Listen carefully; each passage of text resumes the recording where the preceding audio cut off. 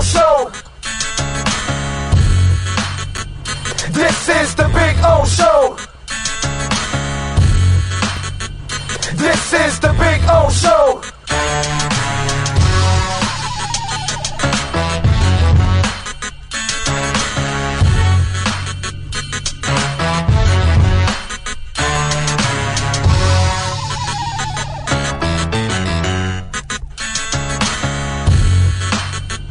This is the Big O Show. This is the Big O Show.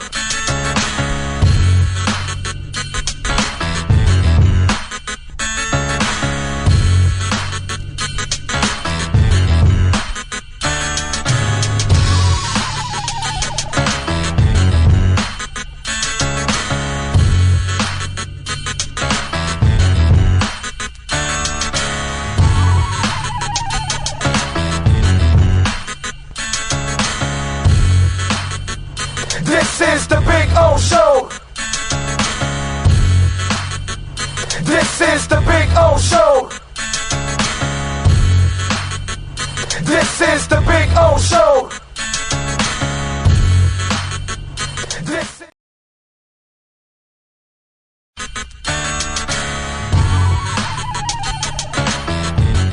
So here we are. I wanted to show you the backyard again because we had some trouble last time, but you know, cuttersedgepro.com does some amazing stuff, and there are the boys and the girl. They're having fun. There we go. Right, Maiden? Right, Bono? There we go. They're having fun. I'm having fun. Look at our Sylvester palm. It is beautiful. We got another one in the front yard like that. You can take your home and landscaping to the next level. And the artificial turf, look at that. Look at that, the two dinosaurs going at it, huh? Look at that, you gotta love the dinosaurs. Look at them, they like to bite each other's legs. That's what they do, they play with each other and then they bite each other and they piss each other off. It's fun. One is Bono, which is the one farther away from you, and Maiden, she's the girl right here. She's a badass, that's for sure. So anyway, see the flowers are coming out. Very nice. Cuttersedgepro.com, folks. This big tree there will start budding that I'm showing you there soon.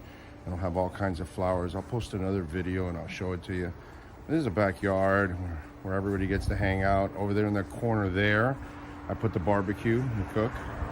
So that way it's the farthest away from the house, you know. If I light myself on fire or somebody else, we're out in the corner away from everybody. There you go, so you can get some flowers coming out, which is a beautiful thing. And I swear by this artificial turf, it always looks phenomenal. I don't have to cut it.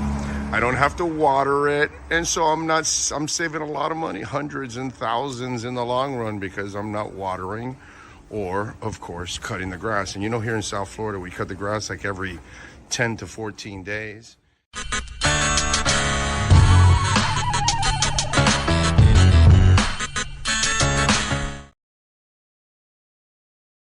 There's no need to drive around South Florida wasting valuable time looking for a new or certified pre-owned Acura. Go to the #1 volume sales dealership in the Southeast United States. Craig Zinn's Acura of Pembroke Pines. Purchase with pace and space in a dealership tailored to your needs. From home buying to providing that personal touch. Contact the 2020 Satisfaction Award winner Craig Zinn's Acura of Pembroke Pines. 888-776-5123. That's 888-776-5123. Or visit them at 15601 Pines Boulevard in Pembroke Pines. For over 16 years, EJDconstruction.com has provided South Florida residents quality craftsmanship, accurate project management, and exceptional service. That's why EJDconstruction.com is an A-rated member of Angie's List and the Better Business Bureau. When you're looking for the right custom home builder for additions or home remodeling, please call my friend Eric at 305-433-4843. That's 305-433-4843 for EJDconstruction.com. Oh, I think I know what this is. Houston, we have a package. Hello? No matter where you are, the Sloman Shield home security system guards your home. With next-gen perimeter protection, 24/7 monitoring, and interior motion sensing. And right now, get a free Sloman Shield security system and doorbell camera, all professionally installed, for free. Shield your world, the Sloman Shield.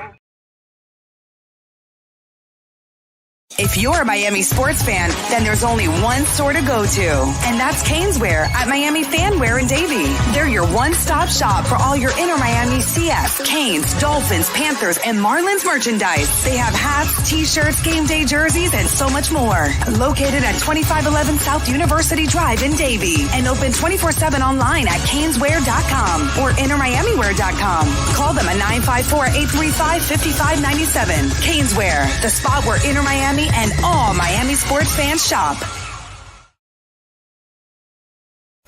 With more than 62 years of litigation experience handling insurance disputes, Welton Rayum is committed to resolving even the toughest insurance claims quickly. At Welton Rayum, they don't get paid unless you win. They handle complex personal injury claims caused by the fault of another in both state and federal courts. They handle auto, trucking, motorcycle, slip and fall, and bicycle accidents. Call 954-966-4646. That's 954-966-4646. Welton Rayum can help.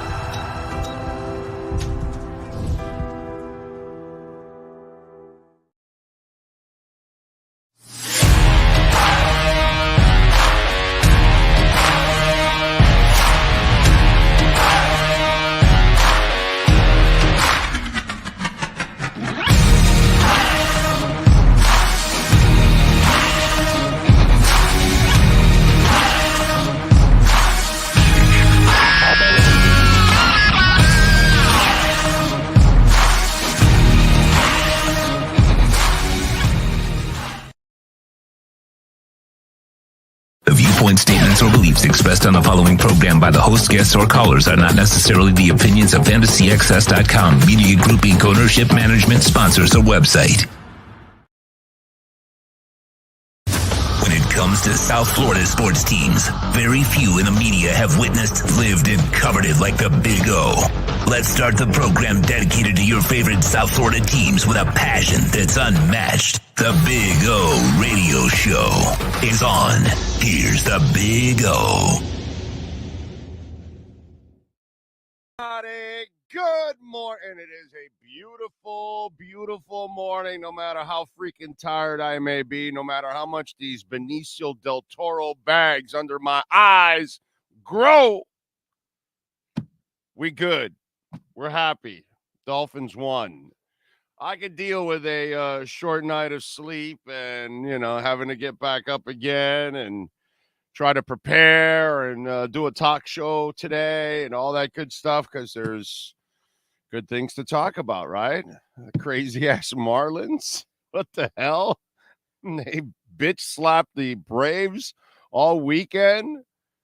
Canes get the win like they're supposed to, obviously. FIU, by the way, congratulations to you guys. Coach McIntyre doing a really nice job.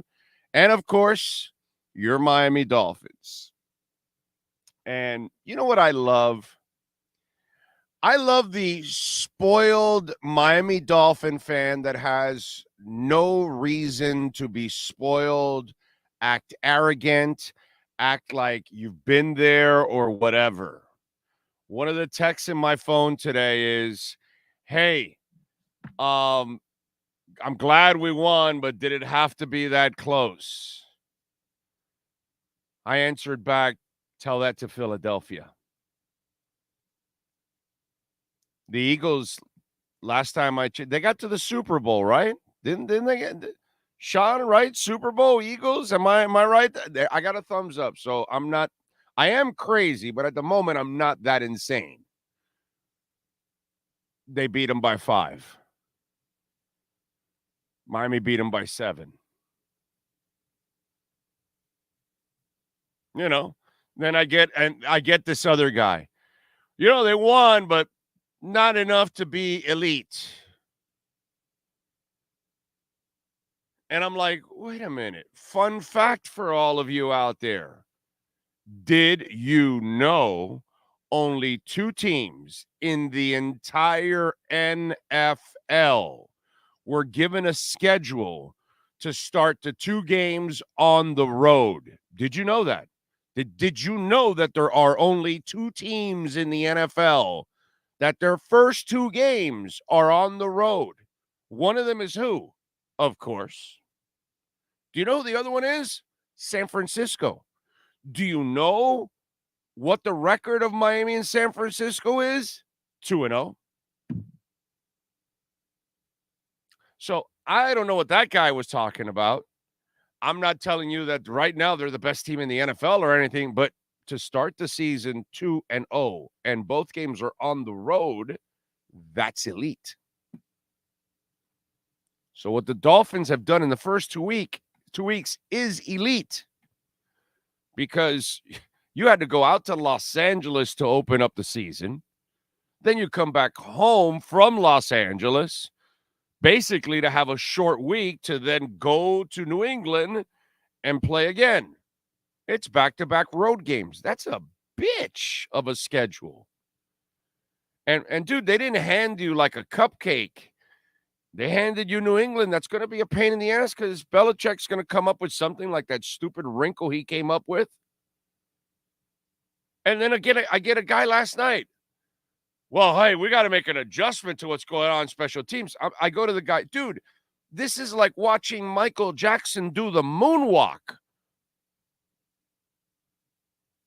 That's what this was. I felt like I was watching Michael Jackson do the moonwalk on the, what was it, the 25th anniversary of the Motown or something like that, right?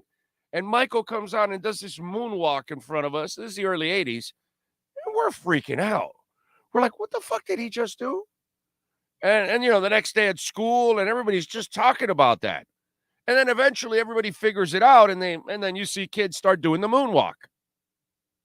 But at that moment, we were like, hey, what is that guy? Is he flying? Is he floating? Did you see that? You know, that kind of shit. So that's what that was. Nobody had ever seen anybody attack the field goal kicker that way. Kudos to that son of a bitch. He found something different. This guy was like, well, we got to adjust to that right away. It's like, yo, relax, bro. We just saw the moonwalk. Nobody had ever done the moonwalk. They'll adjust to it now. Now there'll be alignments just in case for that kind of stuff. That's it. That's all.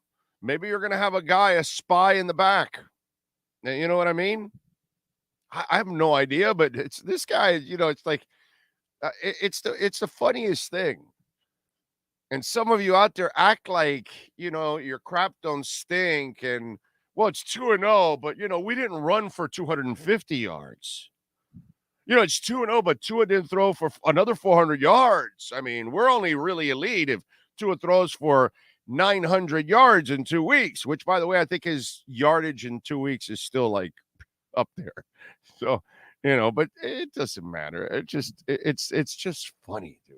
It's funny. It really is funny. You are 2-0. Both road games. You have eliminated 2 of your road games already this season. Okay? In a league where you play 8 or 9 road games, you have eliminated 2 of your road games and you won them already. And let me tell you this, okay? All right. You're going to get to play Denver this week, which you're favored by 7. Okay? You got a shot at beating Denver had a 16-point lead this week and lost to Washington, 35-33. They gave up a 16-point lead. You know, Sean Payton, that genius coach that everybody says he's the greatest coach since sliced bread. He'll tell you he's the greatest coach since sliced bread. They gave up a 16-point lead. Okay, don't blame Russell Wilson for that there, Sean. Anyway, so they lost. So you got a shot at definitely beating Denver this week. If you play, again, like I told you yesterday in the pregame, you just don't go up there and give it away, and they did not give it away. They won. Same thing with Denver, even easier. Just don't give it away, and you'll handle Denver with no problem. Then after that, you're at the Bills. By the way, that'll be your third road game in 4 weeks. You're going to eliminate. And you're not going to go to New England in December, and you're not going to Buffalo in December, which is another break that you get. So let's remember that. Okay? You got week 4 at the Bills. So you can beat the Bills. You should have beaten the Bills 3 times last year. Okay? Now you're going to have your shot. Then you take on the Giants, who are as overrated as they get. And then you take on Carolina, which, they got the young quarterback. You got a shot at starting off 6-0. The Bills are the toughest matchup out of all of them, but you can beat the Bills. That's a winnable game. Not going to be easy. And then you've got week 7 at Philadelphia, and then that's when things get really interesting. And then we'll see where Miami is at that point. You know what I'm saying? But this is a nice stretch. You have probably handled the toughest part of this 6-game stretch, which is your first 2 road games to start off the season.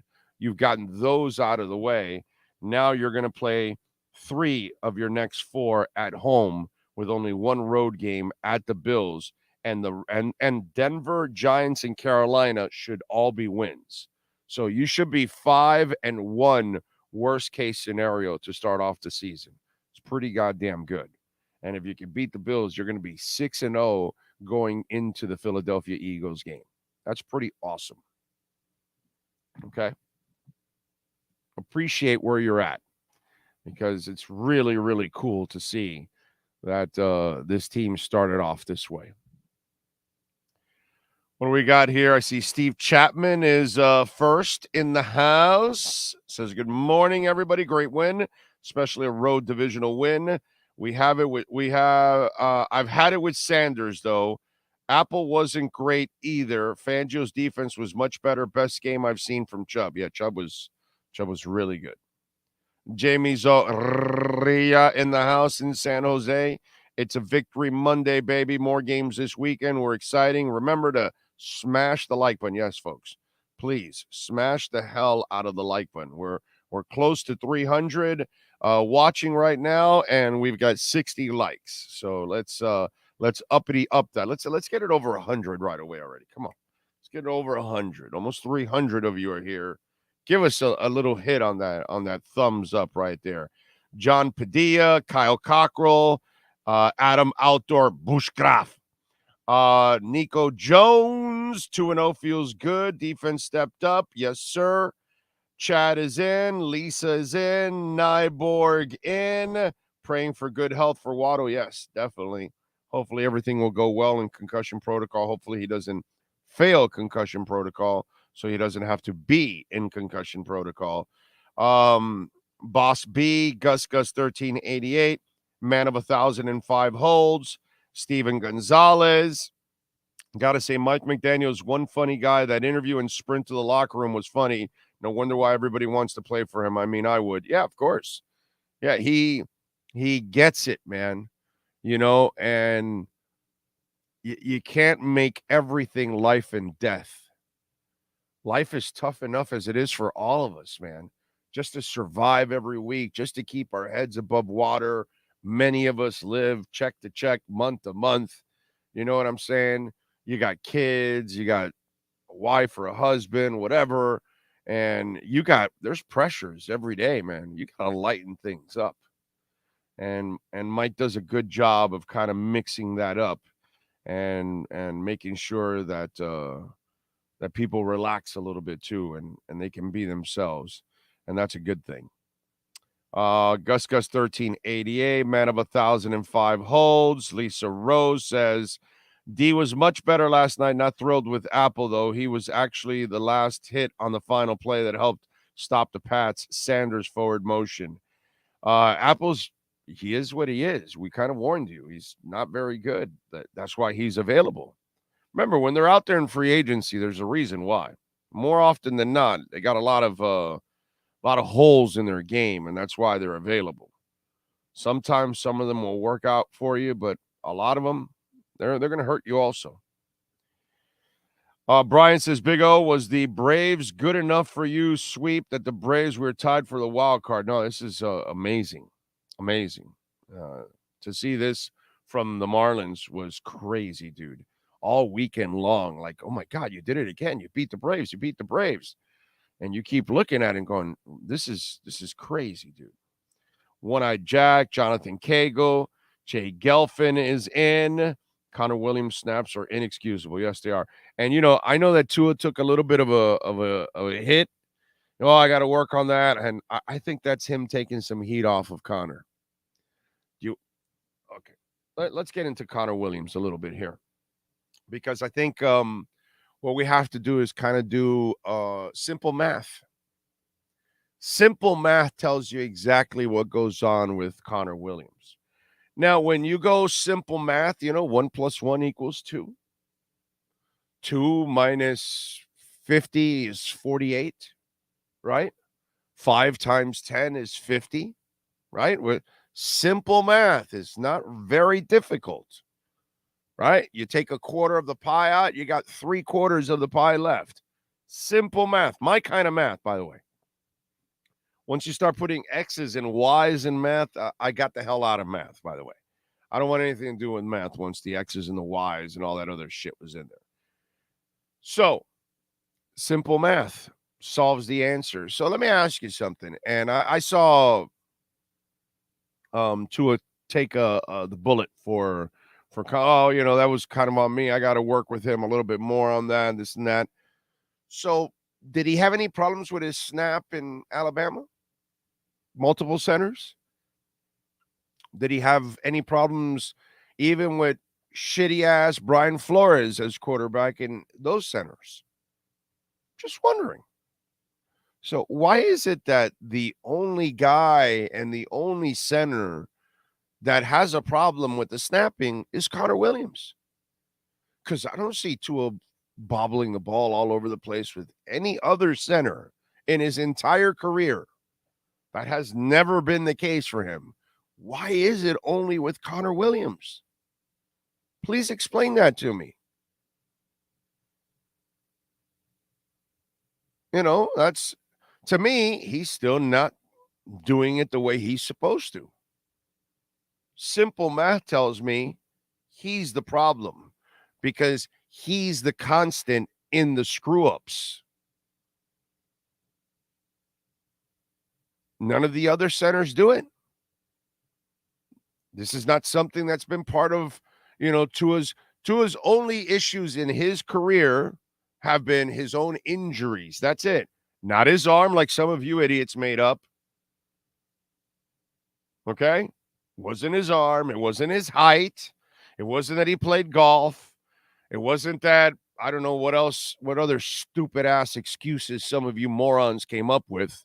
Oh, he can't run a high-powered offense like that moron Chris Sims, and now he kisses his ass profusely because you were both wrong. Because a ton of you had a bunch of bad-ass, analysis of who Tua Tagovailoa was. So this wasn't a problem in his game. Connor Williams is the problem. And now you know why you didn't get paid, dude. Because you didn't deserve it. You didn't. In fact, Connor Williams, you should be giving back some money. What would be hilarious is that they call in Connor Williams on Tuesday on the day off. Hey, Connor, we'd like to talk to you. Can you come into the building? You approached us this offseason because you wanted a raise. Well, we're approaching you now because we want some money back. And then he looks at you like, what? Huh? What? Like the RCA dog tilts his head all over the place and all that. Yeah, no, I mean, if you're entitled to ask for money when you don't deserve it and you can't snap, we're entitled to ask for it. We paid for a center.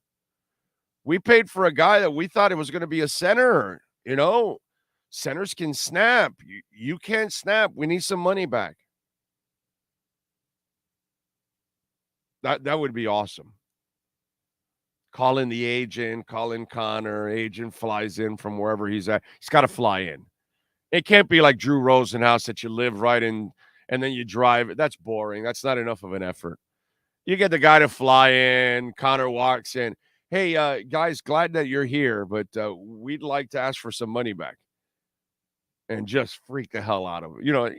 Obviously, it's something that could never happen. I'm joking around. I'm having fun with it. But that's what should happen with Connor Williams. Chris Greer should go back to Connor and say, hey, listen, every bad snap, you got to give us back, $250,000. That's how we're going to negotiate it. And we'll see if that motherfucker has another bad snap.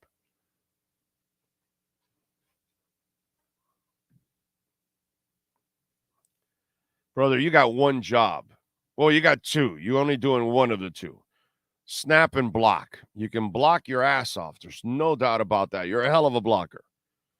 That's why I said yesterday you can't replace them because you just can't find centers. They're not growing on trees. You could just walk out to your neighbors and there's an apple hanging over the fence and you just walk by and grab the apple and keep going and all that. No. You can't do that. That just doesn't happen. Plus, he blocks his ass off. Remember, the pocket never crumbles. If the pocket was crumbling and he can't snap, then you don't really need him. So he's got to figure it out. But it would be hilarious if they call him into the building to ask him for some money back. I'd love to play that joke on his ass. He's sitting there going, what? What do you mean money back? Well, dude, you're a screw up. I mean, you want to ask for money when you can't snap? Why can't we ask you for some money back since you can't snap? It's amazing. What else do we have here? Dougie Fresh. Big O, I was thinking, what song would be best to describe Jason Sanders? Am I going too far if I say it's Carl Lewis singing the national anthem? Yeah, it's pretty bad. The best part of the Carl Lewis singing the national anthem was when he can't sing, and then everybody's booing. He goes, oh, no, wait, hold on. And then he tries to, start it up again, and he still can't sing. It's fucking great. It is awesome. God, that was a disaster. BitBop66 says, we played a division opponent in their backyard. Prime where for the last 22 years, ending last year, we always crap out on the road against division opponents in primetime. Amen? You got a quarterback that is 5-0 against Belichick. 5-0, dude. 5-0. My 7-year-old said a few times last night, how do you like that, Bill? Ha! I like it. Taking shots at Belichick. Chris Daughtry says, good morning, Big O, from upstate New York. Defense good, run game good.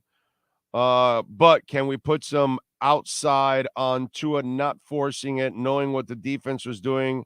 Brother, you're not going to have what do you want? You want a perfect game from everybody? They're human beings. They're going to make mistakes. It's a bad pass, bad decision. He's a rhythm passer, like I said last night in the post-game show. That was completely out of rhythm, and that's why he failed miserably on it.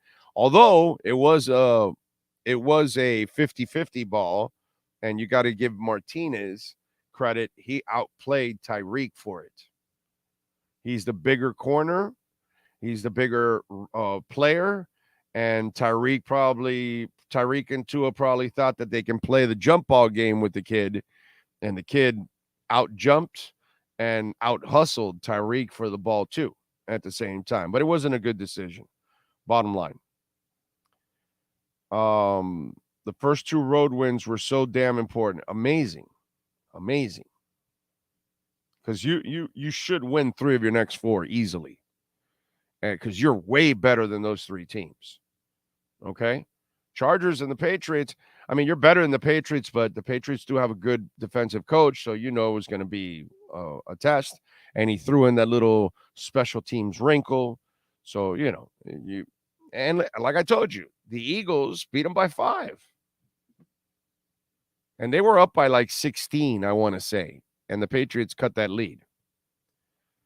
My man Martin Lydon is out there in the UK. He says, I am hanging, been awake since 1:30 a.m., but I am walking through London with a Dolphins t-shirt and hat and loving life. AVG was immense. Yes, he was, Martin. AVG, they better give AVG a lot more playing time because he was a werewolf yesterday, dude. I'm telling you, Clay Matthews. He reminded me of Clay Matthews. The way Clay Matthews used to play, running around like a madman all over the place. And, long, lanky white dude with long blonde hair. He fits exactly the Clay Matthews mold just in the looks of it, but he was playing like the Clay Maker. He reminded me of Clay Matthews yesterday. I was like, holy shit, they found Clay Matthews in the 5th round.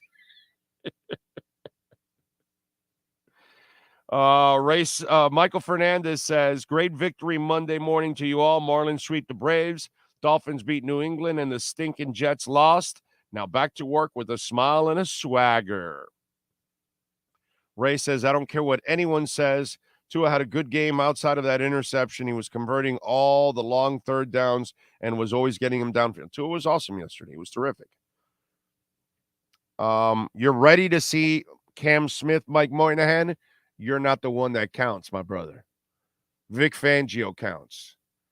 So if he's not playing, he must be that much lost at this point. He must not be ready.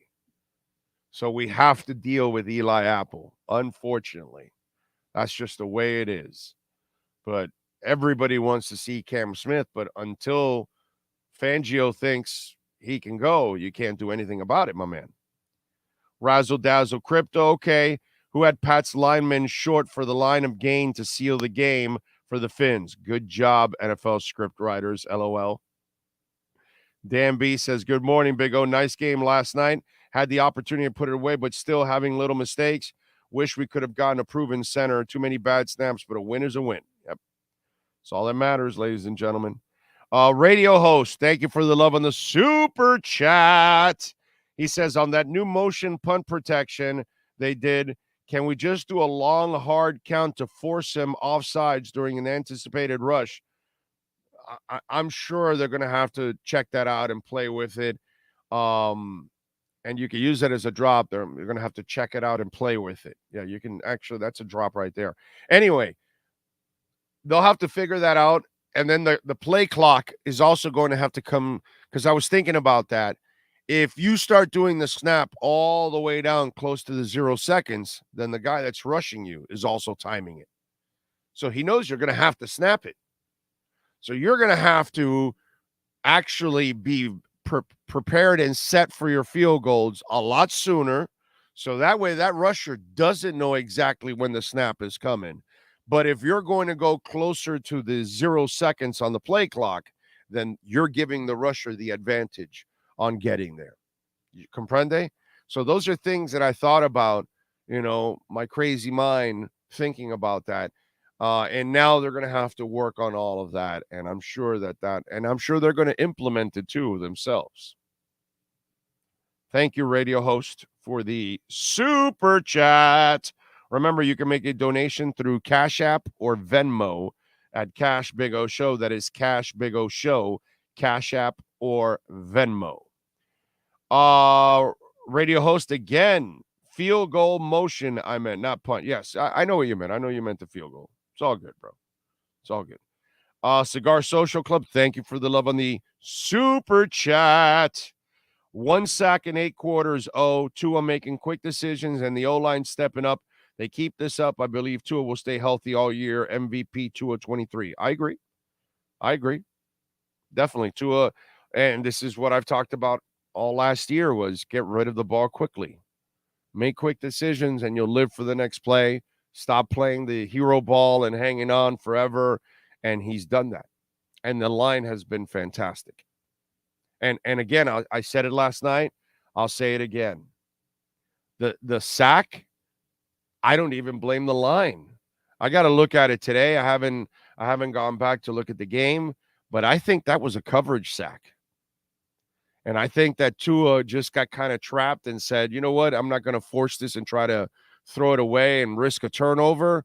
So I'm just going to eat it and take the sack, which I thought it was also very smart of him, where he just took the ball, cradled in, and just took the sack and went down instead of fighting it and trying to get out of it or whatever, which could also cause either a turnover or you could get injured or whatever. So he took the right way out of the whole situation. I'll look back at it again, but I think that was more of a coverage sack than anything else. And you got to, give New England credit on that one. So Cigar Social Club, thank you for the love on the super chat. Remember, you can make a donation through Cash App or Venmo at Cash Big O Show. That is Cash Big O Show, Cash App or Venmo. And you can make a Bitcoin donation there on Cash App or Venmo. You know we love our Bitcoin donations in a big-time way. Peter German, thank you for the love on Venmo. Big O, I hate to say this, but I think Van Ginkel was better than Phillips at setting the edge and getting to the QB. Apple was serviceable, much more concerned about Baker. Yeah, well, Baker's not a good middle linebacker. He's a weak side linebacker at best, and he's more of a coverage guy than anything else. Not really a run stuffer, not really going to shed blocks. It's just not who he is. And Peter, thank you for the love on Venmo, Cash App, or Venmo at Cash Big O Show. That is Cash Big O Show. Abner Nakihai, thank you for the love on Cash App. He says, good morning, Big O. It's happy Aloha Monday, isn't it, my friend? It is a happy Aloha Monday as Tua gets closer and closer to an MVP, baby, because that's what he's doing. He's playing his way to an MVP. He leads his team to a 2-0 record. He on the road, both games. He is 5-0 against Bill Belichick. He looks super comfortable overall. Really happy with Tua, really happy with the offensive line. Happy that the running game came back this week. Last week, they kind of abandoned the run. This week, they were all about the run. And Mostert ran angry. He ran with authority. He ran with force. When he had that one run where he went to the sidelines and the guy was hanging on him, and he was like, get off of me. Get your ass off of me. That was just awesome. He's just like, get out of here. The hell is wrong with you hanging on my ass trying to injure me or something? What's wrong with you, putz? And he just casted him aside. I love that. He ran with a tude. You know? That's what I saw from him. An attitude. And to me, that was priceless to watch that. I mean, think about this. Okay? I want you to think about this. This is a crazy thought right now. The offensive line play you've watched in the last 2 weeks is the best offensive line you've seen like in over 20 years.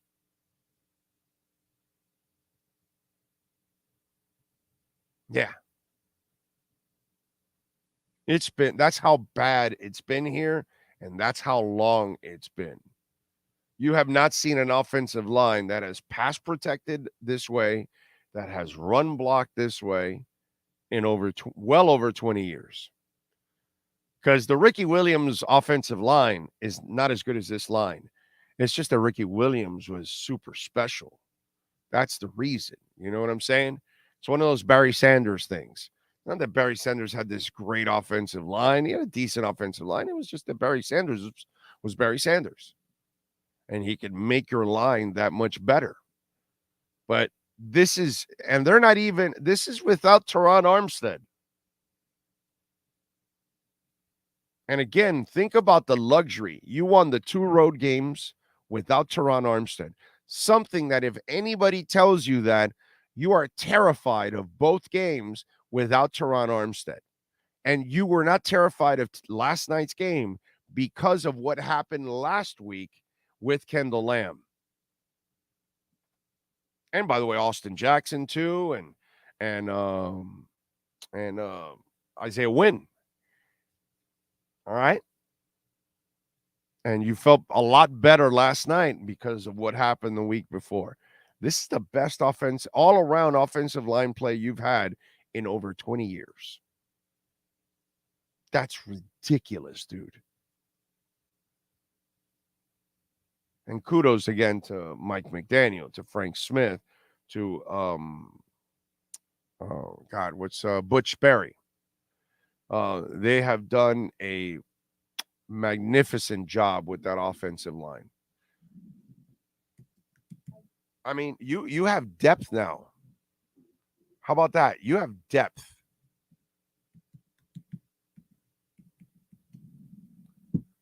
That's ridiculous. And I wonder any of the other backups how they're going to play. I already know what Kendall Lamb is going to do. Because now I know whenever Teron Armstead, something happens to him, now you've got the guy to fill in. It's been pretty cool.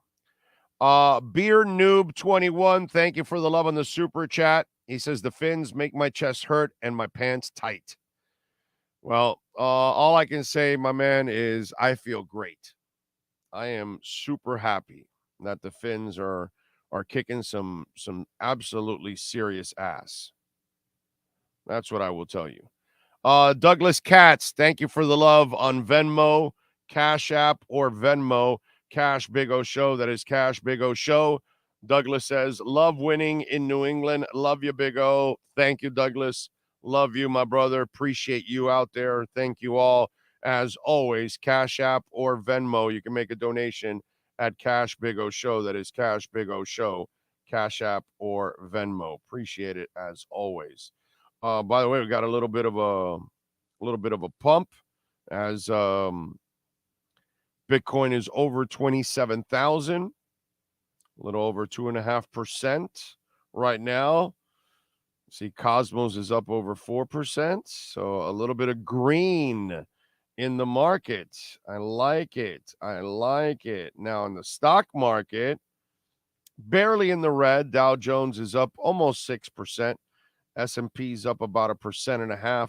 NASDAQ is about 0.25% up. So barely in the green, but at least in the green, better than being in the red. That's for damn sure.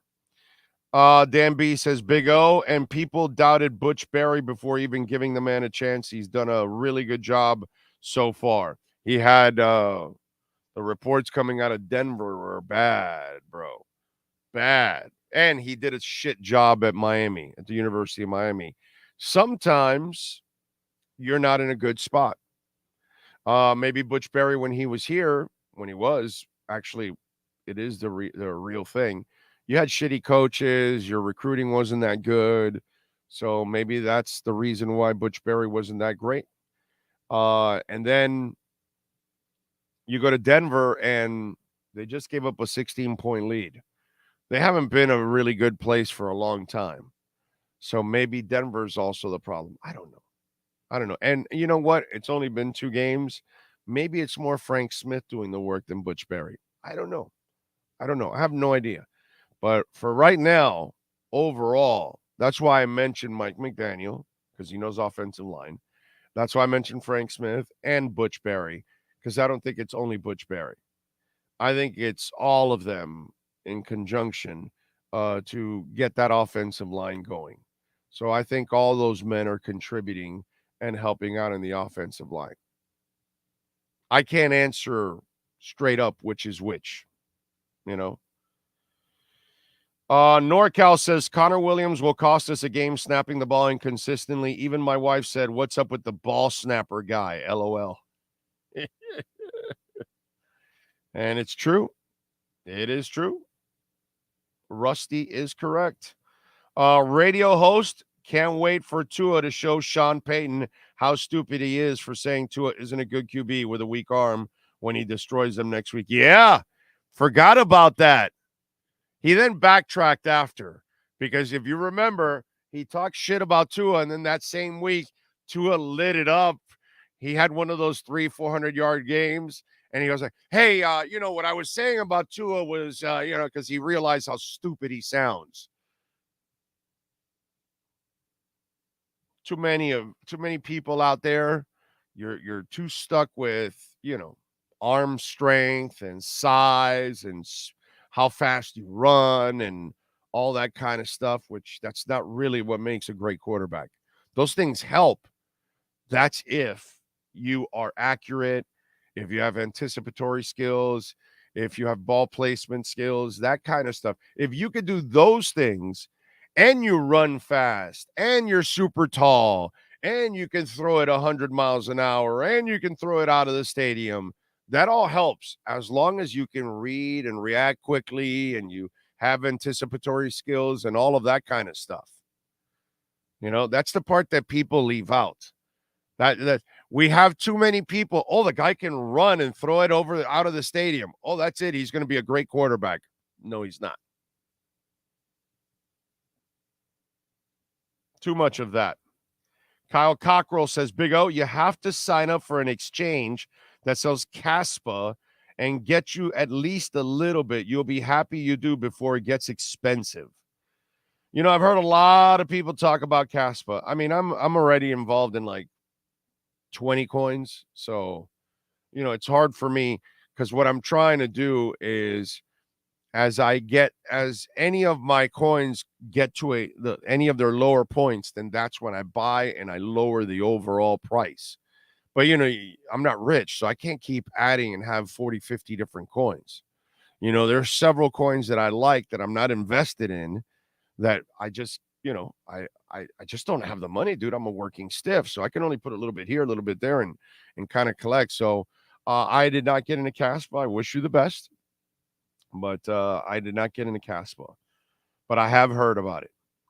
Bitbop66, Big O, did Fangio show you anything? New England did not run amok. I think it's up from week 1, big time. No. I mean, listen, I know Fangio's a hell of a coordinator, but what happened last week was unacceptable. But this week the guys in the middle took notice and got thoroughly embarrassed, and then Fangio and those guys fixed it. And Ramondre Stevenson was a guy that we were all worried about, that he would run wild on Miami, and they controlled it. It was awesome. They did their job yesterday. So I was very happy. Very unhappy last week with Fangio on that defense. This week, the defense did its job.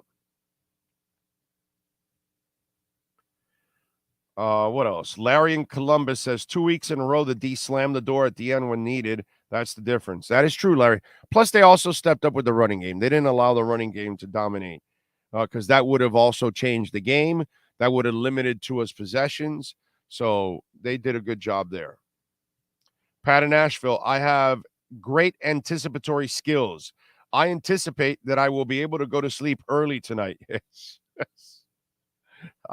I am with, and they gave us 2 Monday night games tonight. The only thing I thought of was, well, I'm glad you gave me the early game because I might be running out of gas.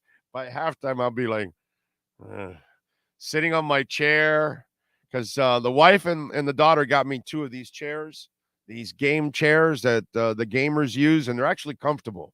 So I have one downstairs that I use to watch television.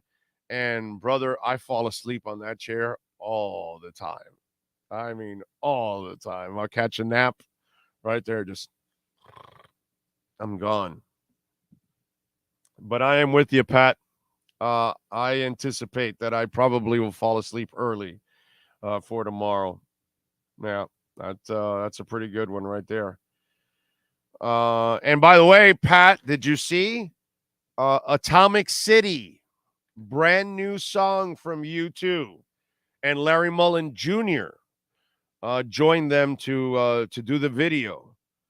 So check it out, Atomic City. I would imagine we're going to see it at the Sphere on opening night. Derek Sibley, Big O, I can't wait to go to the game on Sunday. I bet Flores feels pretty stupid that he missed out on coaching an elite QB. No. No.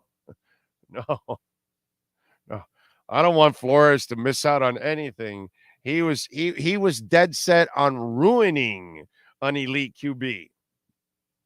Not only was that asshole a mediocre coach and a terrible person, that guy was going to sabotage the second greatest quarterback in franchise history. Just think about that. Because Tua will be the second best quarterback in franchise history when it's all said and done. I can guarantee you that. And that guy was going to ruin that kid's career.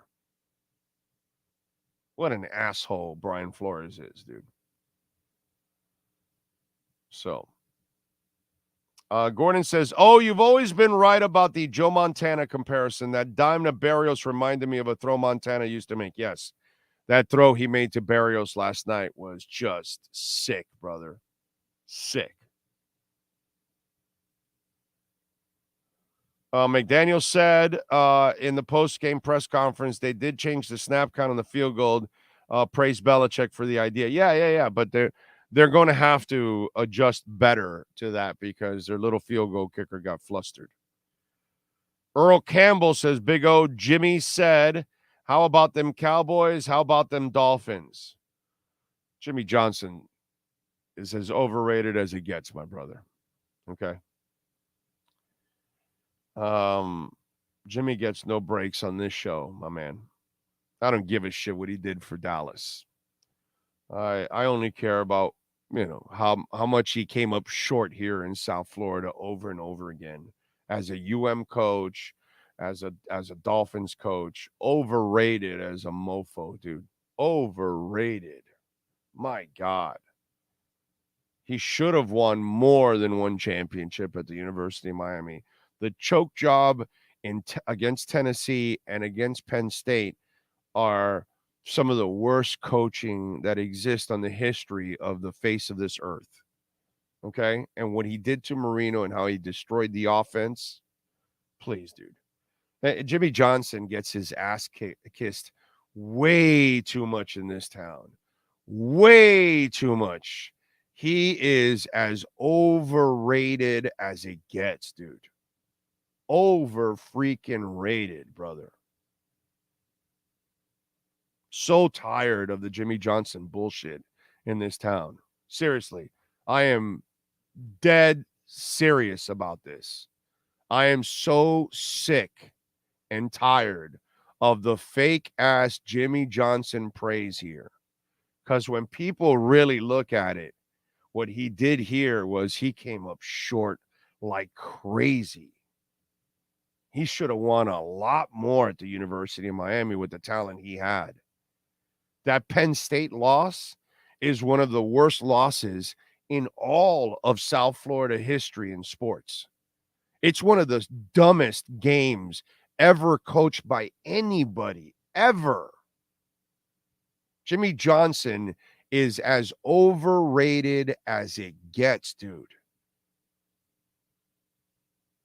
Praise him all you want in Dallas. Here, he doesn't deserve 95% of the praise that you people give him. Let's just be honest.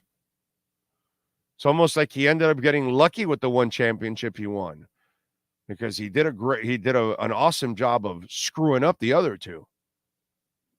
You got a dumbass quarterback that all he does is give it away, and you're going to keep letting him pass? 9 interceptions in 2 bowl games? And your stupid ass can't figure it out? No wonder you destroyed the offense around Marino. As overrated as it gets here in South Florida, nobody is more overrated than Jimmy Johnson. Nobody. It's not even close. It's really amazing to me. But again, people are tools. You guys are sheep on average.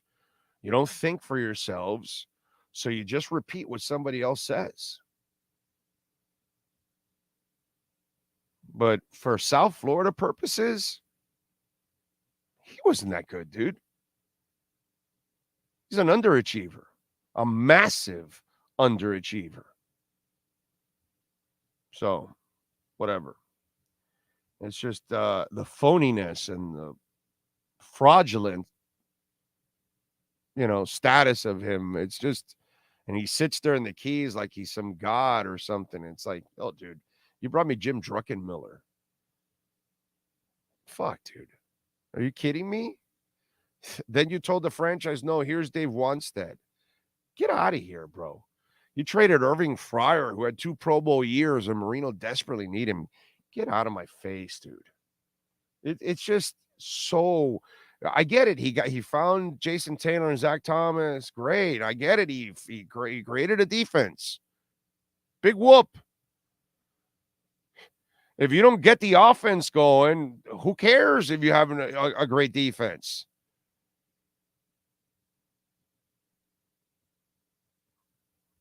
So the Penn State game was sorrow-filled. We ran with J.C. Penney up and down the field, then the interceptions to lose. It just, the Penn State loss alone is the worst coach game by anyone in the history of South Florida. No coach mishandled a game worse than Jimmy Johnson against Penn State. Nobody. That's like, you were thinking with your ass, basically. So overrated, dude. Anyway. David, yes, Tua will be better than Greasy. Yes. Yeah, I said it already. Tua will be better than Greasy. Not right now, obviously, but he'll be better than Greasy. He'll be a better player than Greasy. Marino didn't win a championship, and he's way better than Greasy. Okay? So Tua will win a championship, but when he's done with his career, you will say better quarterback than Bob Greasy. Yes. Yes, I will say that. I will say it with all the confidence in the world that Tua Tagovailoa will be a better quarterback than Bob Greasy. Yes. Yeah, I said it. Van Ginkel almost Clay Matthew 2.0. Sherbert is Rivers 2.0. Too bad Rodgers injury. Don't like haters wishing bad on Tua. Not jerks saying McDaniel deserves drink. BS. PS. Yes. Only thing I give JJ credit for is Zach. Yeah, no, Zach, Jason Taylor, Sam, and Pat. I give him credit for that. There's no doubt he gets credit for that. But as a coach overall, so overrated, dude. So overrated. It's just sheep. A bunch of you are just sheep, and you repeat after another one. Oh, he's phenomenal. He's great. This, that. Massive underachiever, dude. Massive underachiever. So much hype, and it doesn't meet any of the hype at all. Never has. Never has. Complete fraud, dude. But whatever. One day I'll tell you how I really feel about Jimmy Johnson. Don't worry. We'll let you have it one day. One day we'll tell you how we really, really, truly feel about Jimmy Johnson. What kind of a coach he is. We'll let you in on that one. So Dolphins defeat the stinking Patriots 24-17. Jalen Waddle will be checked for a concussion. Hopefully the coach will give us some kind of an update. Hopefully he passes. That's what you want to hear when coach addresses the media, is that he passes his his concussion protocol, or I'm sorry, that he passed and he's not in concussion protocol. There we go. That's what we want to hear. Hopefully that's what we will hear. Hey, let's get to our 3A Graphix sports calendar. Last night or yesterday, Marlins walloped the Braves 16-2. They scored over 30 runs in the 3 games. It's just crazy ass stuff. They're 78-72. They're right there now in the 3rd spot of the playoffs. They haven't locked it in yet, but man, Jesus Luzardo was terrific yesterday. He won. He went to 10-9, 6 innings, 4 hits, 8 Ks, lowered the ERA to 3.68. Soler with his 36. Jazz with a grand slam, his 18th home run of the year. Tonight, they will start a set against the Mutts. Come on, Miami. Do not let the Mutts ruin your playoff chances. Okay? Jose Buto is on the mound, 1-2 and a 3.46 ERA. And Edward Cabrera is on the mound for the Marlins, 6-7 and a 4.52 ERA. Inter Miami lost to Atlanta badly, 5-2. Wednesday, they're back in action. I hope Messi plays. I understood. I'll get into why he didn't play. 7:30, Inter Miami and Toronto in that one. Tonight, we've got 2 Monday night games. Saints at the Panthers at 7:15. Saints favored by 3. Over and unders 39.5. Money line, Saints minus 162. Panthers plus 136. At 8:15, Browns minus 2. Steelers. Browns minus 2 versus the Steelers. Over and under is 38. The Browns are minus 135 on the money line, and the Steelers are plus 114. That is your 3A Graphix sports calendar. Call Alan Blanco if your company, your club, your friends, your anything you're looking for, your business needs some new uniforms. You're looking for custom printing and embroidery. My friends at 3A Graphix can handle it all for you, no matter how small or how big the job is. 980 West 22nd Street in Hialeah. Call Alan Blanco, 786-251-3404. And please tell them that Big O sent you. They will definitely take care of you, man. Good people over there at 3A Graphix. All right. Big O, remember Jimmy's line back in the day, we've got a shot to be special. I got to find it, bro. I need to go back to those tapes and find it because I have a shitload of cassettes from when I was doing shows back in those days in the mid-90s. And because there was cassettes in those days. And I would record all my shows. So I have like hundreds of cassettes. Literally hundreds. Can't imagine all the material that's in there. And one of them is that. Definitely the promo with Jimmy Johnson saying we're going to be special. Definitely. It's there somewhere. I'm surprised like nobody kept it. Like I understand at QAM they never kept it. QAM has just been always a disaster with all of that. Like you're supposed to archive, if you're a sports station, you're supposed to archive all of your sound. And that way you always have it and you can go back to it. We were so cheap over there that we would not archive our sound. They would end up erasing it, this, that. You know, they had limited space sometimes. You know, you would have producers would go into other shows and erase their material so then they would gain space so they can put some on their file. That's the kind of shit that goes on there. You got one host there that still probably tries to steal other people's producers too. So, you know, the stuff that goes on at times, it is amazing to me. You know, not surprising. That's for sure. All right. Justin Herbert chokes again. Yep. Says, I bet Poupart will say it wasn't because of him. I wish. Oh, I forgot. Poop's a Herbert guy also. He's one of those guys. I forgot. I know he's like, you know, anti-Tua and kind of needs Tua to walk on water to give him, some kind of break or something. But I forgot about Herbert. I know my man Joe Rose is a Herbert lover. I would imagine that Joe was bragging about Herbert this morning, right? So Herbert loses. That is fantastic. He lost to Tannehill. Goldilocks Herbert lost to Ryan Tannehill. Love that, dude. That's fantastic. Did you watch him in that game? He just crapped in his pants. at the end, like he normally does. You know what I'm saying? Overtime 3 and out.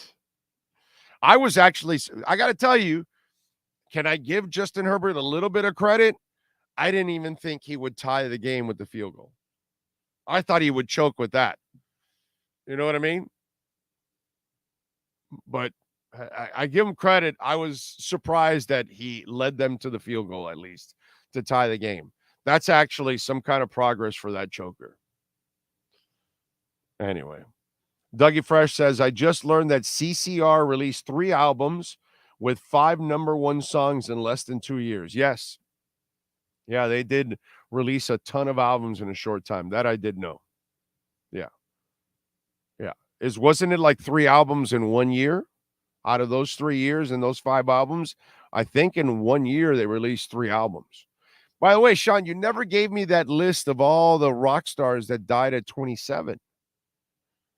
I was wondering because I know it was Jimi Hendrix and Janis Joplin and Amy Winehouse and Kurt Cobain, but there's a couple of other ones that I'm forgetting that died at 27. So if you could get that list for me, I would like that because we didn't get it on, what was it, Friday, actually, because today's Monday. Jimmy Johnson, Barry Switzer, and Jerry Jones went to college together, so kind of grew up together. Poupart always gave the benefit of the doubt to Herbert the past 2 years, while Tua was the opposite. Well, I know with Tua, he rarely gave him the benefit of the doubt. Ken Christensen says, dude, you are spot on for Miami. I am old school native, and I think I know the real deal. And, bro, that's you when it comes to Miami football. Thank you, sir. I appreciate that immensely. Been following it since I was a kid. Been covering it now as a media member for 33 years and follow it passionately. I try to bring you guys every single angle of the team and try to give you a realistic point of view of the team, good or bad, by the way. Yep, Jim Morrison also died at 27. Yes, I remember that. Brian Jones, he was one of the 27 guys? Okay. How about Keith Moon? Was Keith Moon also a 27 guy? I wonder if Keith Moon was the Who drummer, because I think he died pretty young also. Not John, not what's it called? The old lead singer of AC/DC. I think he was older than 27. You got it now? I got a list of like the top 12, so I'll go through them. It's not in an order. It's the 12 most famous as Kurt Cobain. Okay. Amy Winehouse. Right. Jim Morrison. Right. John Michael Basquiat. Okay. He was a graffiti art. Oh, he's more of a graffiti art. Janis Joplin. Okay, now we're talking. Robert Johnson. Robert He's Johnson. the king of the blues singers. I did not know that Robert Johnson died at 27. Wow, okay. Jimi Hendrix. Right. Okay, I knew that. Brian Jones. Brian Jones, you were right. Wow. Jonathan Brandis. Jonathan what? He was an actor, looks like, more than Oh, okay. I was going, wow, what is that? Because I'm okay. Richie Edwards. Who? Say it again. What Edwards? Richie Edwards, rhythm guitarist of Manic Street Preachers, a Welsh punk rock band. Bien conocido en su casa. I have no idea who that is. Go ahead. Keep going. Ron Pigpen McKernan. No idea. Pigpen? Pigpen. He was the founding member and original frontman of the Grateful Dead. Oh, wow. I didn't know it. And he died at 27? Yeah. Wow. Holy shit. That's a long time ago for him. What year did he die? He died in 73. Yeah, I was thinking it must have been the early days of the Grateful Dead. I have no idea. I'm not a Deadhead. Like, I know the Grateful Dead. I know, Bob Weir and Jerry Garcia and stuff like that, but I would not know that. That's news to me. You just gave me there. All right, go ahead. And then the last one I have on here is Anton Yelchin, but it looks like he might be more of known for acting than he was in Taken. All right, yeah, but that's the thing. That's when they go off the beaten path and they're picking just anybody that, had some kind of a name at 27. The people that belong on that list are the rock stars that died at 27, like real stars, like superstars that you just named there. Those are the people that belong on that list. Those other ones, they don't belong on that list. They don't belong with Brian Jones and Jimi Hendrix, bro. Please. Whatever, all those names you mentioned, the actor, the other people, those people don't belong on that list. All right, so there's a list. This is through Wikipedia because it's the easiest one to go through that doesn't have like everything going. But I feel like this might be turned into your episode of birthdays because I don't know that much about if they're big name musicians or not. So I'll just go through it real quick. You stop me when you want. Alexandre Levy. He was a pianist. No. Louis Chauvin. Rupert Brooke. Robert Johnson. Nat Jaffe, swing musician. Jesse Belvin, R&B singer. Rudy Lewis, vocalist of the Drifters. Joe Henderson, R&B gospel singer. Mm-hmm. Malcolm Hale, original member of Spanky and Our Gang. Dickie Pride. Brian Jones, I said. Alan Blind Owl Wilson, lead singer of Canned Heat. Oh, okay. Jimi Hendrix, Janis Joplin, Dyke Christian, bassist of Dyke and the Blazers. Jim Morrison, Leslie Harvey. He was a guitarist for Stone the Crows. Well, we did that one already. Roger Lee Durham, singer and percussionist of Bloodstone.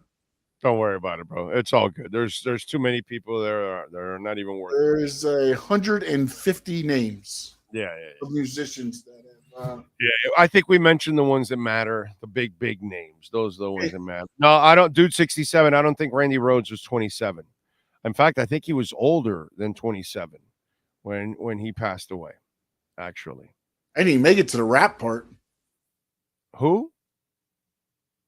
I didn't make it to the rapper part. It's definitely. Oh yeah, we've lost a lot of rappers.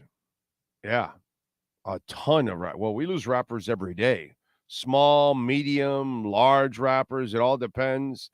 Because some people say, "Oh no, that guy died." Yeah, but he's a local rapper, and well, that guy had only 2 hits, and this guy's a legend.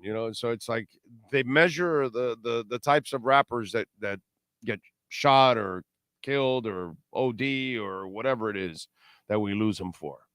And there's a lot. There's a ton. Way too many. A whole bunch of them that we should still have them here right now, actually. That's really what it should be. Like Biggie should still be here. Tupac should still be here. Shit like that. Jam Master Jay, he was actually dealing drugs. That's a whole different ballgame. You were kind of playing with fire there. Nipsey Hussle should still be here. Some of these, man, it's just crazy, dude. Crazy. Otis Redding died at 26. How about that, huh? God. What a talent, dude. Otis Redding. So good. Let's see. Josh Better comparison is Herbert is another Tannehill. No, Herbert is better than Tannehill. Herbert has accuracy where Tannehill does not have accuracy. Tannehill never fixed his ball placement skills because he can't.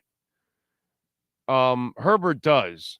Herbert is an athletic Jeff George. Okay? He has the arm. He has the accuracy. Jeff George had the accuracy. Jeff George didn't have the heart. So when you hit Jeff George, he folded. When you pressured Jeff George, he folded. When it was a key moment, he folded. Justin Herbert is Jeff George. He doesn't win anything significant. He never wins in the playoffs, by the way. Okay. And when you put him in a pressure situation, more often than not, he's not going to come through for you. It has nothing to do. Tannehill's problems are mechanically, besides mentally. Okay. His brain goes scatter the second everything breaks down. He's done. But his accuracy, he'll never have it. He'll never throw, rarely. He'll freak you out every once in a while, but he rarely ever throws receivers on stride. He can't throw them open. He has no anticipatory skills. And receivers are constantly either turning around, waiting for balls. That's been Tannehill's MO his entire career. It's who he is. Herbert and Tannehill are nothing alike. Nothing alike. Herbert is Jeff George. All the ability, no ticker. No dog in him. Just watch Trevor Lawrence play the game and watch Justin Herbert play the game. And tell me there isn't a difference. The way Lawrence will sell out himself, the way Lawrence will play emotionally, okay, compared to Justin Herbert. Justin Herbert looks like a California relaxed surfer. That like, hey, dude, as long as I have some tasty waves and good buzz, and I'm all right. Okay? That's basically what it is. Well, I missed this one. We'll miss the next play. Trevor Lawrence is the guy that misses a play or whatever, and he's pissed, and he's emotional about it. And if he's got to sell his body out, then he'll do it. And if he's got to throw into this tight window in a key moment, and he'll do it. That's what I like. That's what I love to do to people. Watch Wade. Look at the same kind of player that you think Justin Herbert is, right? He's supposed to be Trevor Lawrence, but he doesn't play like Trevor Lawrence. He doesn't play like Josh Allen to a certain extent also. That Josh Allen, to his credit, will sell out and do anything he can to win. He doesn't have the accuracy. I will say that, but he'll sell out. And that's when I look at Justin Herbert, I don't see pit bull. I don't see junkyard dog. You understand? When I look at Tua, that's a junkyard dog. And he's a little terrier. He's my Yorkie, right? My Yorkie is the most fearless dog in the world. I have a Yorkie that weighs literally 4 pounds. Okay? And that dog will take on anyone. My two big dogs, that little dog will go after him. The big dogs are kind of laughing at him, but he's fearless. He doesn't care, bro. He's all heart. Seriously, that little dog, I'll say this about Yorkies. They are fearless. They don't realize that they can easily get crushed by anybody, but they're going to get crushed because you're going to have to crush them because they're not going to stop coming after you. So Justin Herbert doesn't even have Yorkie in him. Forget Pit Bull or German Shepherd or Rottweiler or whatever nasty dog you want to think of. They're not. No. And that's where I would tell you that no comparison whatsoever, Justin Herbert to Ryan Tannehill. But to Jeff George, there's a lot of comparisons when I see Justin Herbert and I see Jeff George. I see a lot of the same things.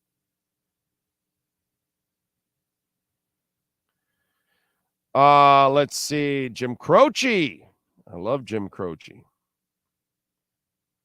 Big O, what do you think about the 5-yard pass block for a touchdown and no penalty?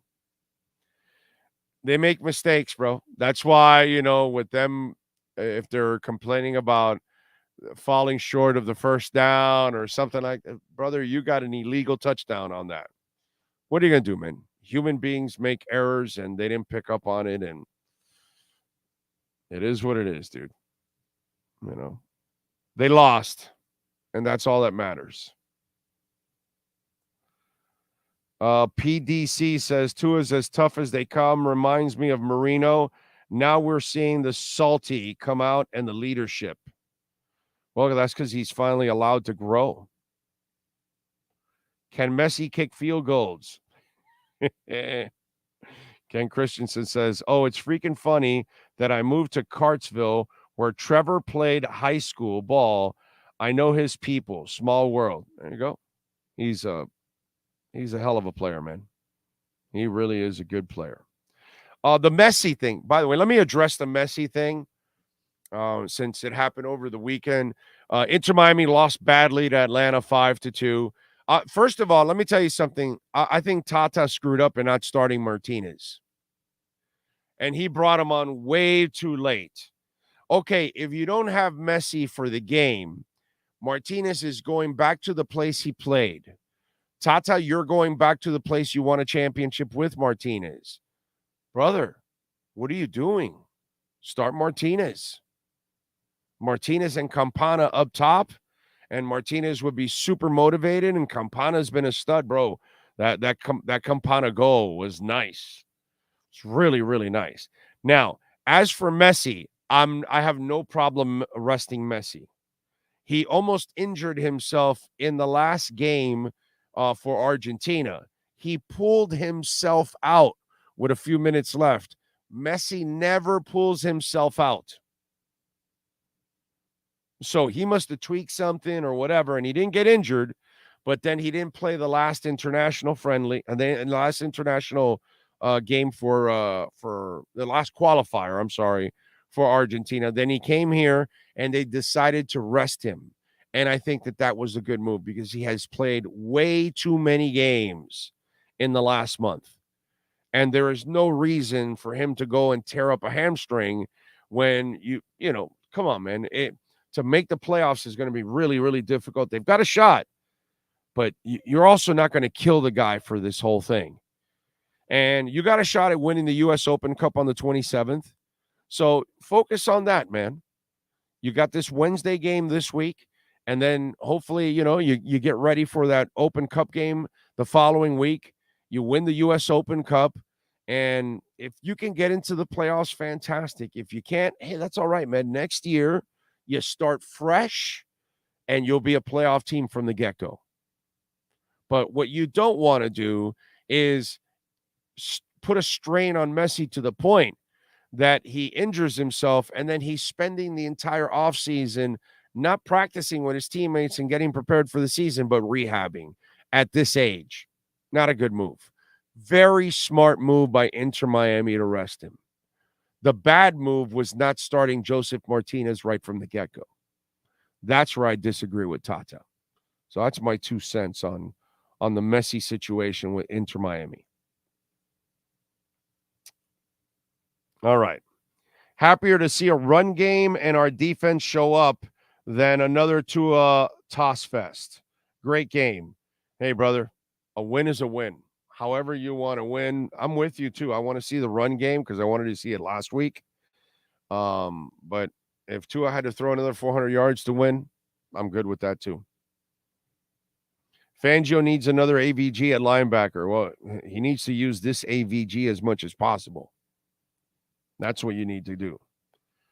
I worked at Tevis Italian restaurant back when Marino was a rookie. Got to know Dan, Jensen, Strock, and all the greats from the glory years. Now we got new glory on the horizon. Let's hope so, man. I like this team. Lenny Pena says, Tua was fine last night. He completed over 60% of his passes and had some really nice throwing key moments. Don't see why fans are being critical. Come on, people. It was a team win. Anybody being critical of Tua, you're an idiot. That's all. Let's just cut through the whole bullshit. If you're ripping on Tua right now, you're an idiot. That's all. You're an idiot. You're undefeated. The guy's playing his ass off. I was trying to figure this out. Sean, I hate to do this to you. What is Tua's record since Mike McDaniel started in games that he starts and finishes? Okay? In games that he starts and finishes, what is Tua's record? I bet you it's a pretty damn good record. Like monster-like good record. It's ridiculous to even criticize Tua. Yeah, let's criticize the second best quarterback in the history of the franchise. It's funny how Mike Gesicki falls short first in the playoffs with the Bills to convert, and now with the Patriots, he has terrible luck. Well, listen, man, I feel bad for Gesicki. And, they got Hunter Henry there, so Hunter Henry's going to be the number one guy. He doesn't really have – I don't think he has a long-term contract there, right? I think it's kind of a prove-it deal for Gesicki. I feel bad for him, man. I hope he ends up in a system and with a coach that wants to use him as a pass catcher, and I think that he'll be fine. He doesn't have to be a blocker. Herbert didn't show any emotions at post-game press conference after Dolphins loss. I wonder if he was after second loss to Titans. That's not who he is. That's what I told you. He's kind of like one of those California surfers. You know how California has that what's that called? What's the word I'm looking for? Californians are kind of like notorious or infamous or known for having very casual attitudes, like they don't stress out like Key West people, not Keys people. Okay? California and people in our Keys, kind of the same thing. Anybody that's been to California and then you go to the Keys, there's kind of like that, kickback attitude. You know what I'm saying? And California has that cool attitude.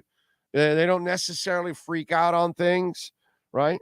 They're stealing in all our stores. No big deal. Let's relax. We got an earthquake going on. It's chill. Mudslides. Let's chill. Floods. We're chilling. Light it up. That's California. And the Keys are the same thing. You could be in the hustle bustle of South Florida and you got to work and get everything done quickly and move around. Now you go down to the Keys and you want to hurry them up? Bro, there ain't no hurrying up people in the Keys. No. They work at their pace. Okay? The Bahamas pace. You ever been to the Bahamas? You ever been to the Keys? Kind of the same thing. Laid back, cool attitude. Hey, your house is on fire. It's all right, man. It's all right. Everything's all right. We'll figure it out. They're like calm, cool, and collective about everything. And with Justin Herbert, well, he's just calm, cool, and collective, but not necessarily clutch. That's all. For him, I lost. What can I do? We'll come back to the next game and give it our best shot. That's Justin Herbert. He never shows emotion. Big O knows they ain't undefeated with McDaniel when Tua starts. Okay, they're not. And what's the record? Again, what quarterback has that record when he starts and finishes? So look at that record. It's probably something super impressive, like 10-3 or 4 or something. He hasn't lost a lot of games that he actually has started and finished. That's the impressive part.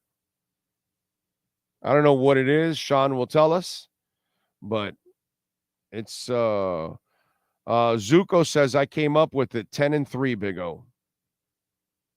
I don't know if that's true. We'll see. Sean will tell us. But games started and finished. If it is 10-3, that's monstrous, bro. Monstrous. That's dominating right there. Big O, at one point, AVG seemed like a real NFL starter worth investing in. Somehow that changed, but he is demanding playing time. PDC, I got to tell you something. At no point did I ever lose confidence in Andrew Van Ginkel. I've always thought that guy should get more playing time because he has this thing. He's always around the football. It's magical, dude. There's a knack. He's a dog. He's got that it quality to him. I'm not telling you that he's a superstar or anything like that. You know, like Mac Hollins, I can't explain it, but I want Mac Hollins on my team every day of the week and twice on Sundays. Can't explain it. I'm not telling you he's the greatest player in the world. I'm just telling you I need him on my football team. Zach Sealer may not be the greatest defensive tackle in the world, okay? May not be Tim Bowens. Probably not. But I want him on my football team every day of the week and twice on Sundays. There's just some of those players, right? They're good players. They're guys that you desperately need on your football team because they do so much, and the energy is always there, the effort's always there. Oronde Gadsden, not the best receiver to ever play with the Miami Dolphins, but I want him on my team every day of the week and twice on Sundays. That those guys exist. They've come through here. We've watched them. And they're not the best player on your team, but damn it, dude, they are important to be on your team. You got to have them on your team. Jim Jensen was not the best player at anything. He wasn't the best quarterback. He wasn't the best H-back. He wasn't the best tight end. But do you want him on your team? Oh, my God, yes, I want him on my team right now. That's just the way it is. Some guys are like that. And to me, Andrew Van Ginkel is that guy. I gotta play this guy. Gotta get him out there. All I know is that sumbitch is productive every time you put him on the field. That's all I know about Andrew Van Ginkel. And somehow or another, Flo would not give him enough of an opportunity. Don't know why. And now this guy has been using him more than Flo ever did. And look what he did yesterday. And the Jalen Phillips injury opened up a door for him, and he said, I'm kicking that bitch down. And that's exactly what he's done. Yeah, give him playing time. I like that guy. I'm always been a big Andrew Van Ginkel guy. Sean Stanley, do you have the answer? I believe so. He finished the Green Bay game, correct? No, he left. He got knocked out of the Green Bay game. Oh, no. He finished it with concussion because he threw those crazy passes or whatever. Those picks. That one he was concussed throwing the picks. Yes, in the second half. That's right, that he shouldn't have finished that game. Yes. Then I got 10-4 because he lost that streak. San Fran, LA, Buffalo, Green Bay. That's the only games that he's lost. He was 8-0 up to that point. Lost those 4. Sat out the season 2-0 this season. So 10-4. There you go. 10-4. That's a hell of a record, dude. Not a lot of your quarterbacks are 10-4. Then I told you they were going to go 12-5 this year, right? Okay. I told you 12-5, correct? That was my prediction. Told you they would win yesterday by 7, correct? Okay. Let's see. 10-4. That's kind of a 12-5 pace. Okay? 10-4 in the last 2 years is kind of a 12-5 pace this year. You'd figure one more loss, 2 more wins. There you go. You got it. So let's see. Let's see what happens. And at the end of the year, we'll have some Dolphin fans. Well, he went 12-5, but he could have gone 14-3, ho. It's like, what, really? Oh man, you guys are a trip out there sometimes, I gotta tell you. Not from Sodom says other teams will figure out the offense, but the difference this year is the Finns have options when something's taken away, i.e. Barrios, Craycraft, etc. And the biggest change is to his vision. Exactly. I don't think you can stop this offense. There's too much on the field, too much speed, too much motion. And if the line is blocking and you can pass and run block, then, I mean, come on, dude. It's pretty nasty. Let's see. Congratulations to Cheetah. He hopped into Madden 24. Okay, so he is. Oh, so he's playing right now. I see. That's what it is for the gamers. I see. Yeah, but also they upped his overall score to 99, so he joined the 99 club. Oh, okay. On Madden. All right, I don't know what that means. I have no idea what that means. I don't play Madden. The only video games I play are old video games. That's it. I'll go over to Odyssey, right off of the Turnpike, and play some old video games. I'll go to Vegas. While I'm in Vegas, one place that I love to go to is the Pinball Hall of Fame, and I'm gonna go when I go in a week and a half. I'm definitely gonna get that done, baby. No doubt about that. Looking for, if you haven't been, by the way, you should go to the Pinball Hall of Fame if you haven't been to it. All right, what else do we have going on? So the Bills defeat the Raiders 38-10. I watched that game. They are beatable. So Miami can beat the Bills. They should have beaten them last year. Take care of business. Jets lose to the Cowboys. Zach Wilson, 12 of 27, 170 yards, a touchdown, and 3 interceptions. And he says, I need to be better. Zach, you need to, but you won't be able to, Zach. It's not your fault, my man. You're just not good enough. By the way, where are all those people that had Zach Wilson and Mac Jones in front of Tua? Just saying. You guys should Google search all that. You should YouTube. You should social media, go on Twitter, X, whatever the hell you want to call it, and go look at those people that were saying, Zach Wilson's better than Tua, and repost those articles that Zach Wilson and Mac Jones and that Tua's the 4th best quarterback in the division and all of that. Remember all of that? Anybody remember that? Think about the people that actually even had the balls to put Zach Wilson in front of a quarterback that's won a national championship and a guy that hasn't won anything at any level. Do you know how stupid that sounds? How ridiculous? But hey, Robert Saleh told us this is Zach Wilson's team. For how long?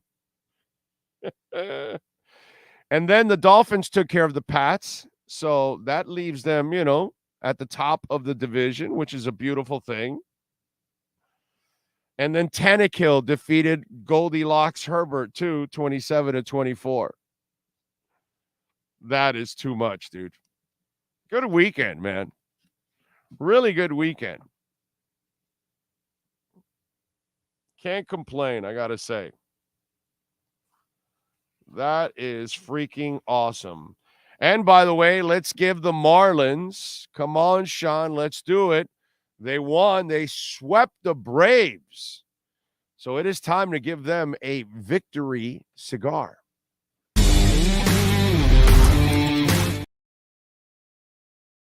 The Miami Hurricanes, they took care of business this weekend like they were supposed to.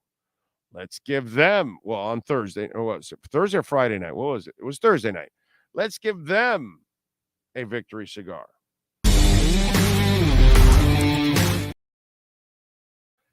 FIU. Oh, man. How about them Panthers? The Panthers got it done, too. Mike McIntyre, the coach for FIU, got to give them a little love, man. They got it done. They ended up picking up a victory. So let's give FIU and Coach McIntyre a nice victory cigar.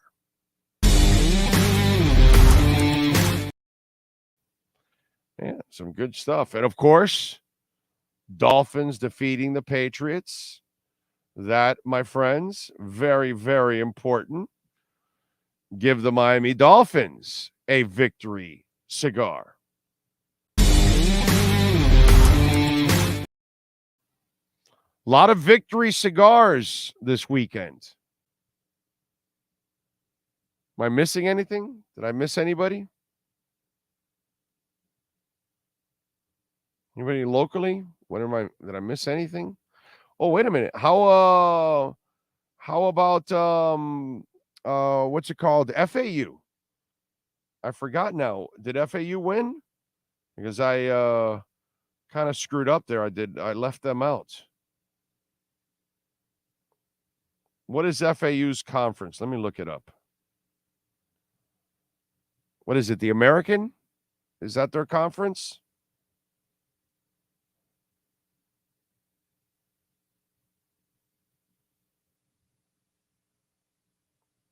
My bad. I forgot now about FAU. Forgot about them Owls, if they won or they not. Lost to Clemson. Oh, that's right. They played Clemson. That's right, dude. Yeah. Okay, well, that's... Florida almost beat Alabama. Oh, Dude, did you watch that game? Some of it until the delay. Then I think I tuned out after the delay. They beat the crap out of their quarterbacks. South Florida attacked the hell out of Alabama. I mean, they led 3-0 at one point. So, but I freaked out at how bad the Alabama line is. And South Florida, I mean, dude, they attacked Alabama and they hit their quarterback left and right.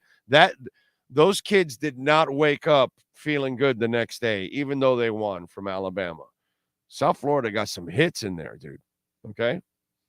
They lost and all that, but that defense terrorized the Alabama quarterbacks. I mean, they beat them badly at times. Wow. Holy crap. So no Perdomo cigar for them, but they can go to 5150 Northwest 167th Street in Miami Gardens. Check it out. By the way, they've got a beautiful giant humidor there with anything you want. 10th anniversary, 20th anniversary.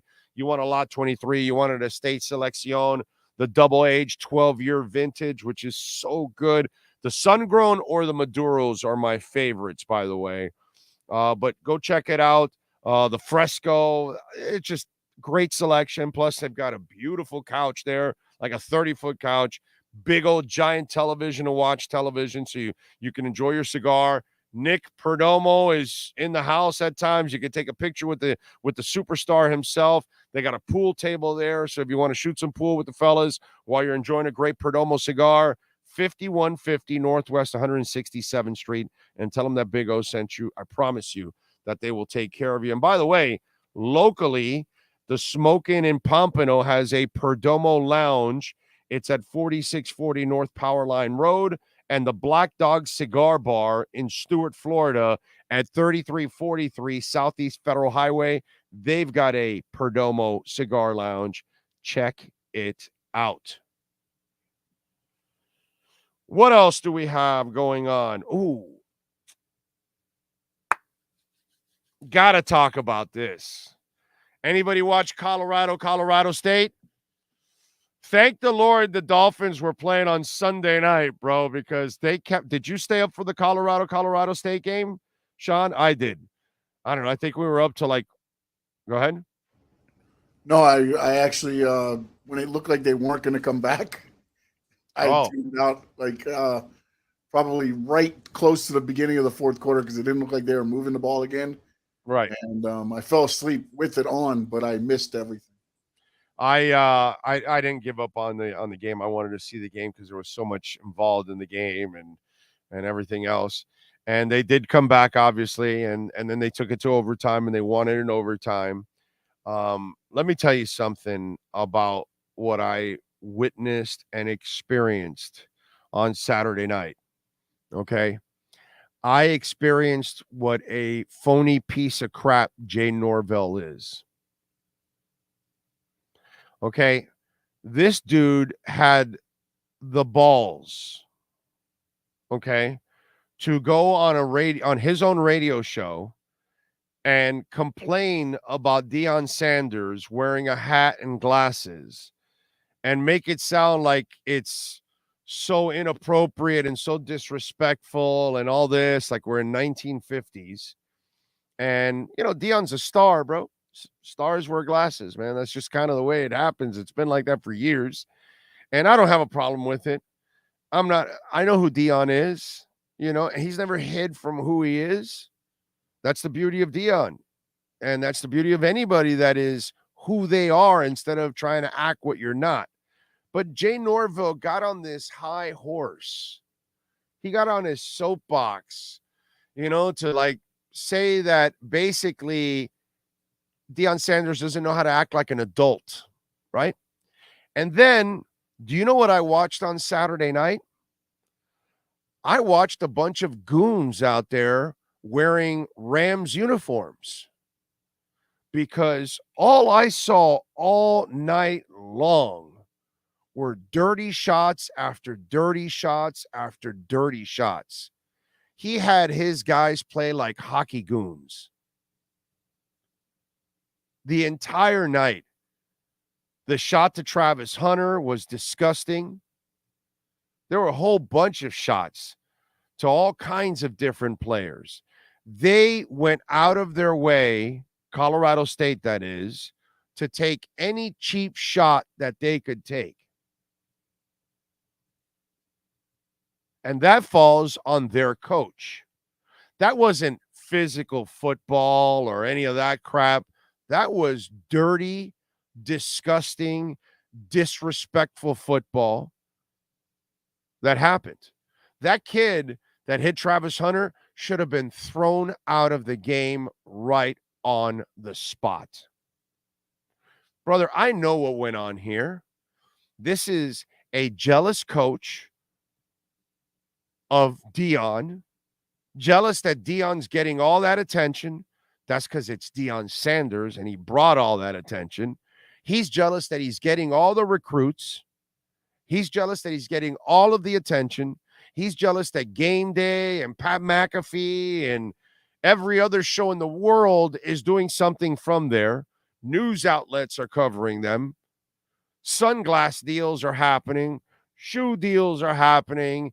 All kinds of deals are happening because Deion's making it happen. And that piece of shit is just jealous and riled up his guys to be also jealous. And they went out on that field on Saturday night and took one cheap and disgusting shot after another at the Colorado players. And in the end, really proud of the Colorado players because they didn't give in to all the dirtiness and eventually found a way to win the game and stick it right back to their face. And Deion Sanders, kudos to you, sir. because you should have called out Jay Norville at the end of that game. You shouldn't have shook his hand. You should have punched his ass in the jaw right there on the spot. That's what Jay Norville deserved.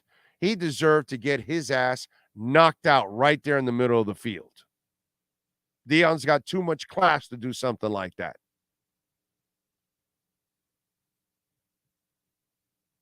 I wish it was Mike Ditka, who has no class, probably would have knocked him out. Would have been better. Get me somebody with no class. That's what I needed at that moment. I don't know if you saw the same thing, but I saw that. That's what I saw. I saw a frustrated and jealous coach go to every extreme in the last couple of days to either embarrass or hurt the Colorado program because he's not getting that attention because he shouldn't. I was disgusted with that game. That's why it kept me up. Because I kept rooting harder and harder for the Colorado Buffaloes in that game. And I swear to you, I will be rooting for Jay Norville and Colorado State to lose every effing game that they take the field. I will celebrate every time that guy loses.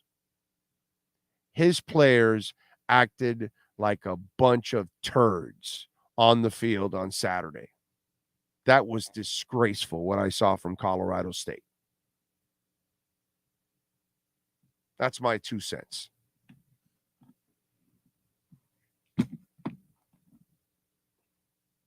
So, anyway, Lucas, Oregon's going to give Deion a reality check. Deion's in his 4th game of his career at Colorado. He's done a really good job. Oregon's been established for a while. Oregon should win. And if they don't, it'll be a monster and embarrassing loss, my brother.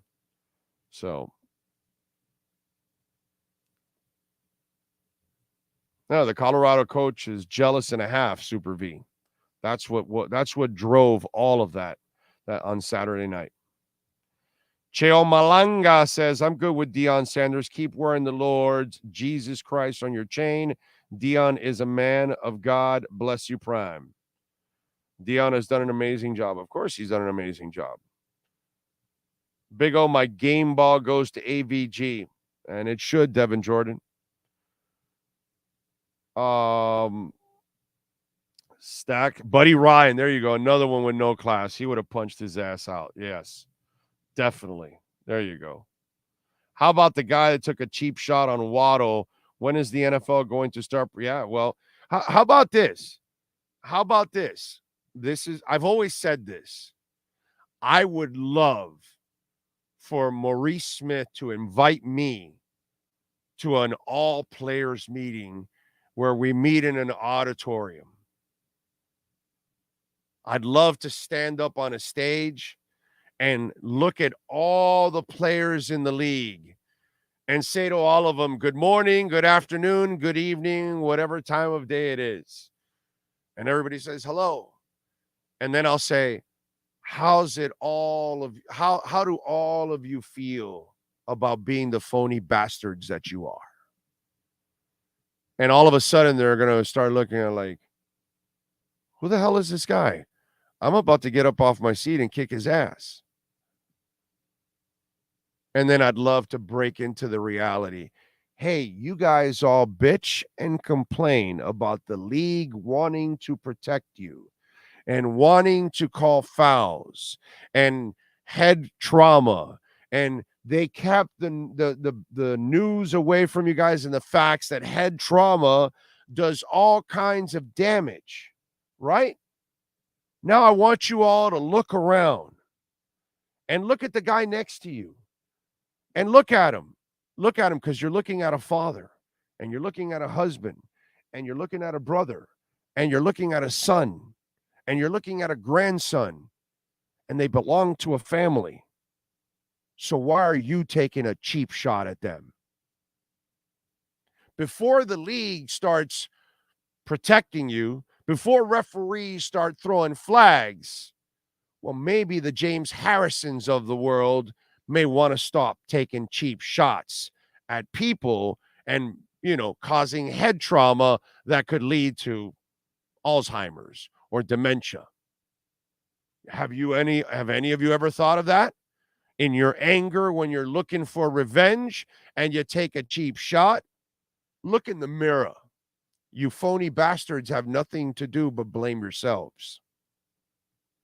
Because before you want the league to protect you, before you want that referee to throw the flag, before you want the NFL to give you the facts about head trauma, how about you guys take the first step and play the game the right way and stop being a bunch of dirty liars? And then I want to see how they react. See, that's the problem in life. People don't tell you the truth.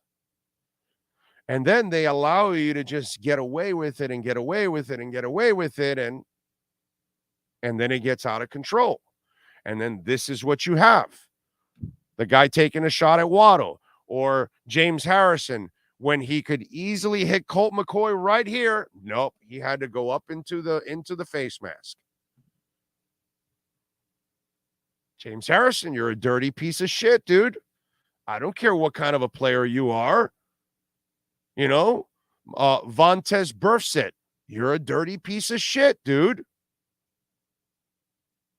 And Ndamukong Suh, you're a dirty piece of shit, dude. So before you want the league to protect you, how about you guys start respecting yourselves? Because you're injuring for no reason a father, a brother, a husband, a son, a grandson. You're injuring somebody that means something to somebody else. And all of you have to make a living to pay for your families. Yet you're going to go out of your way and try to cause head trauma to somebody so they won't be able to remember their loved ones 20 years from now. And then you know what I'd do? I'd pull up the photos of the Kansas City linebacker that put a bullet in his chest in the parking lot of Kansas City. I'd show them that Junior Seau put a bullet in his chest, right? Because he wanted you to check his head, so he put a bullet in his chest. So in a hotel room. And I'd tell him all those stories. And I'd say, you, James Harrison, you caused that. You, Vontez Burfict, you caused that. But nobody sits there and tells the players, first and foremost, why don't you guys take care of yourselves? Not one human being on the planet does that.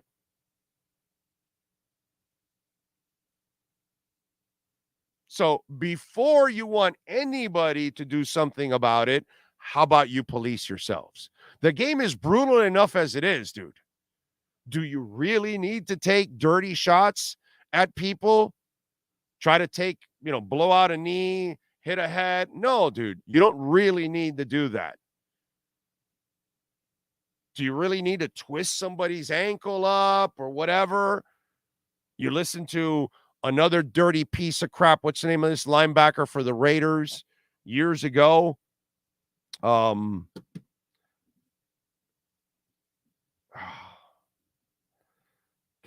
somebody give me the name. Linebacker for the Raiders years ago, like 10 years ago.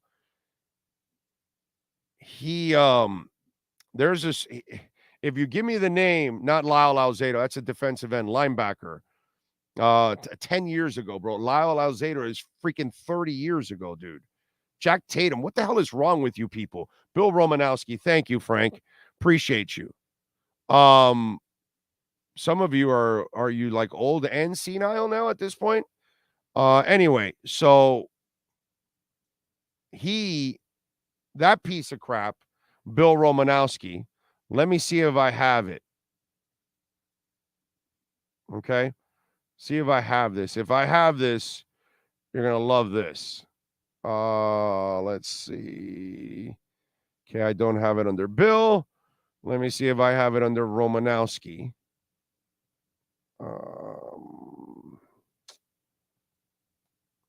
So he has a story, and hopefully I have it.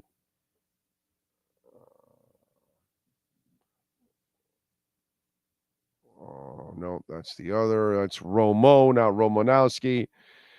Anyways, he has this story where he's in a pile, and he and Dave Meggett is in there, and they're trying to strip the ball, and he grabs his fingers and he twists them, and he hears a break, and he hears Meggett scream, and he goes, "I just broke his fingers." Seriously, dude. That's what you're trying to do? You're a piece of shit, dude. Play the game. You tackled him. Enough already. You know, and I have the soundbite. I know I have the soundbite. I just can't find it at the moment. But it's Romanowski talking about that. And he's like admitting that he did it. And that, to me, that's what you see with Waddle. That's the kind of shit that this is where I don't have sympathy for the players. Don't tell me about the league, and don't tell me that the referee didn't call this when you assholes go out of your way to hurt each other for no reason at all. Like what that guy did to Waddle. There was no reason for that. Like the guy at Colorado State on Travis Hunter. No reason at all for that hit. None whatsoever. You should get thrown out. You should get fined. You know, you need to send a real message. Right? That's, it's kind of like, I hate to get political, but whatever. Like gun control. Everybody fights about all this, that, or whatever. Our real problem is our laws suck. Scare the crap out of people for gun crimes. Just getting caught with a gun that isn't yours or illegal, give that person 15 years. Didn't commit a crime, didn't do anything with it, but just had it. 15 years. You commit a crime with it, 25. No questions asked. You kill somebody, death penalty. Boom. End of story. Don't screw around with it. Trust me, gun crimes will plummet. Plummet. Because thieves won't even want to, or criminals won't even want to carry a gun on them when it's automatically 15 years.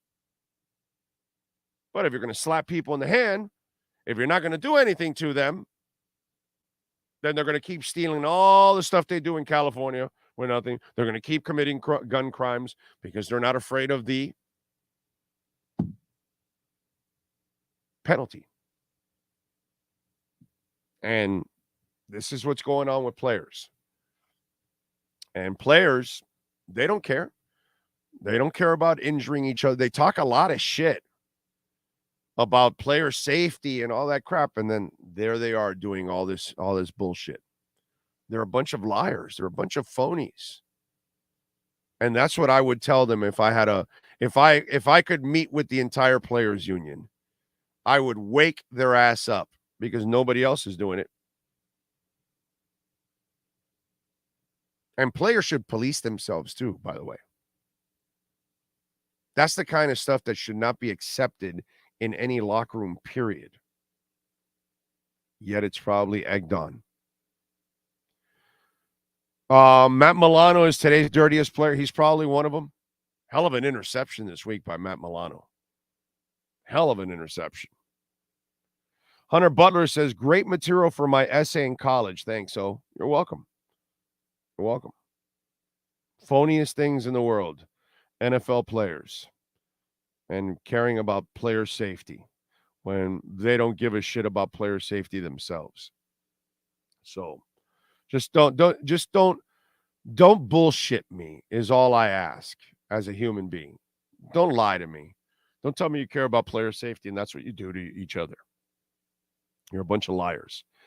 John Geeb, thank you for the love on the super chat. I thought Chubb played like the player we thought we were getting last night. His best Miami performance. Thoughts? Yes. I've talked about it several times, talked about it last night. And one of the things I mentioned is you got Denver coming up. So you got a great performance. Denver's coming up. It's his former team. So this is a nice little, jump off point for him, and maybe a good confidence builder for him going into this game. And then you get to play against your former team, which we all know how that goes. So hopefully that'll be a part of the mix. So hopefully we'll get another good game from Chubb. Chubb was not in the club last night. That was good. He was really, really good. Checking to see chain link is up almost 9%. Some green in the market right now. Not bad. Not bad. Let's see. Rookie mistake, Big O. I don't know. What are we talking about here? I don't know what you're talking about, Bip Bop. Yeah, Bursick gave Antonio Brown CTE. I don't know if he has CTE or he's just crazy. The kid that hit Shador with a dirty hit on Saturday as well. He went up under the face. Yes, exactly, and drove him to the bro. The Colorado State coach, I have zero respect for that guy. Zero respect. Those were hockey goons on the field for Colorado State.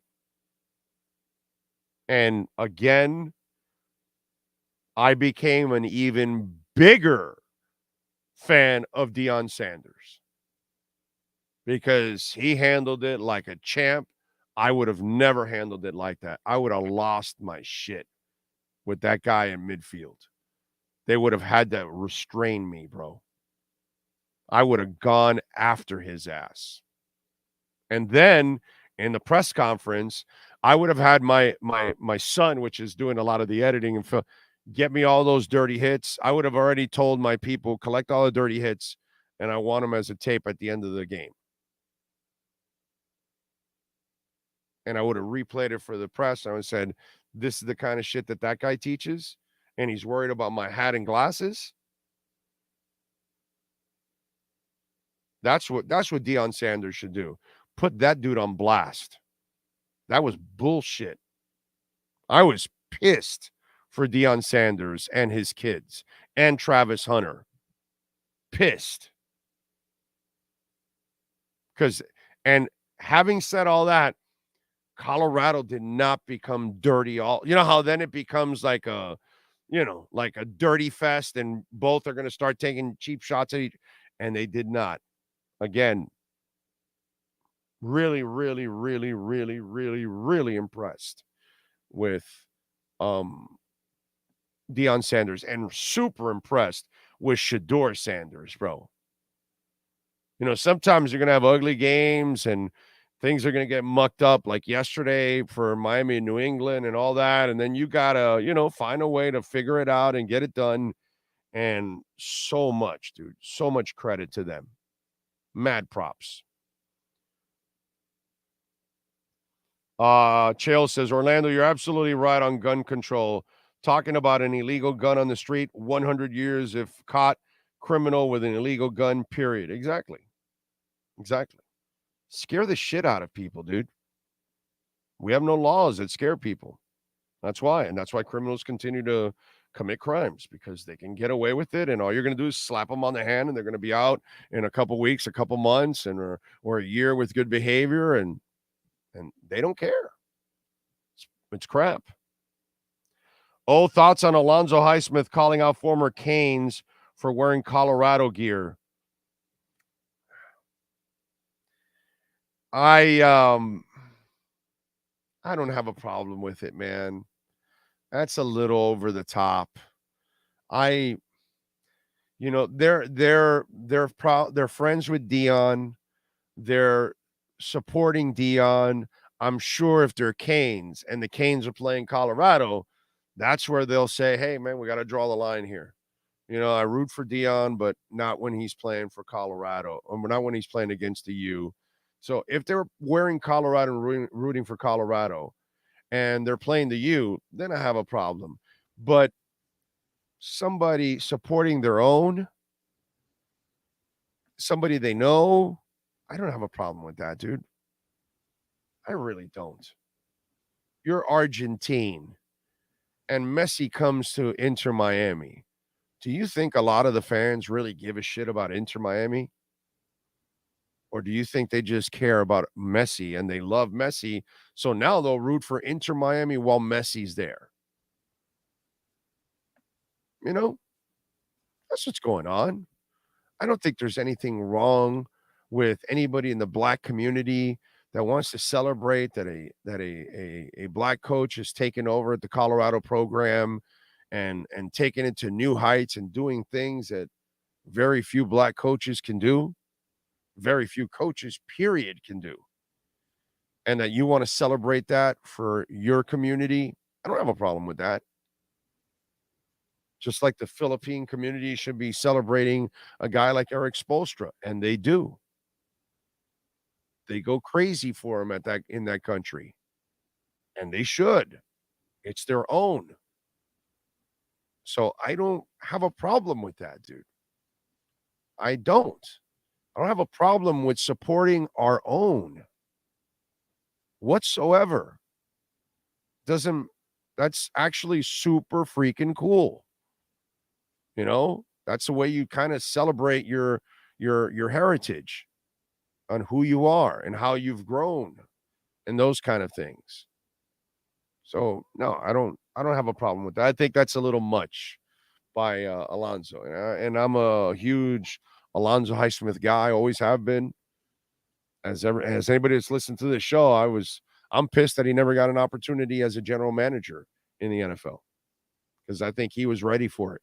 Just like I said Chris Greer was. And nobody gave him a chance. So, no, I don't have a problem with that, dude. I don't have a problem with people that want to support Deion Sanders and what he's doing. Yes, sir, Sean. No, I think the one thing is what they're saying is it's affecting recruiting. That's their only word. That was more of where he was going with that is you see those guys there and not at the Hurricane games.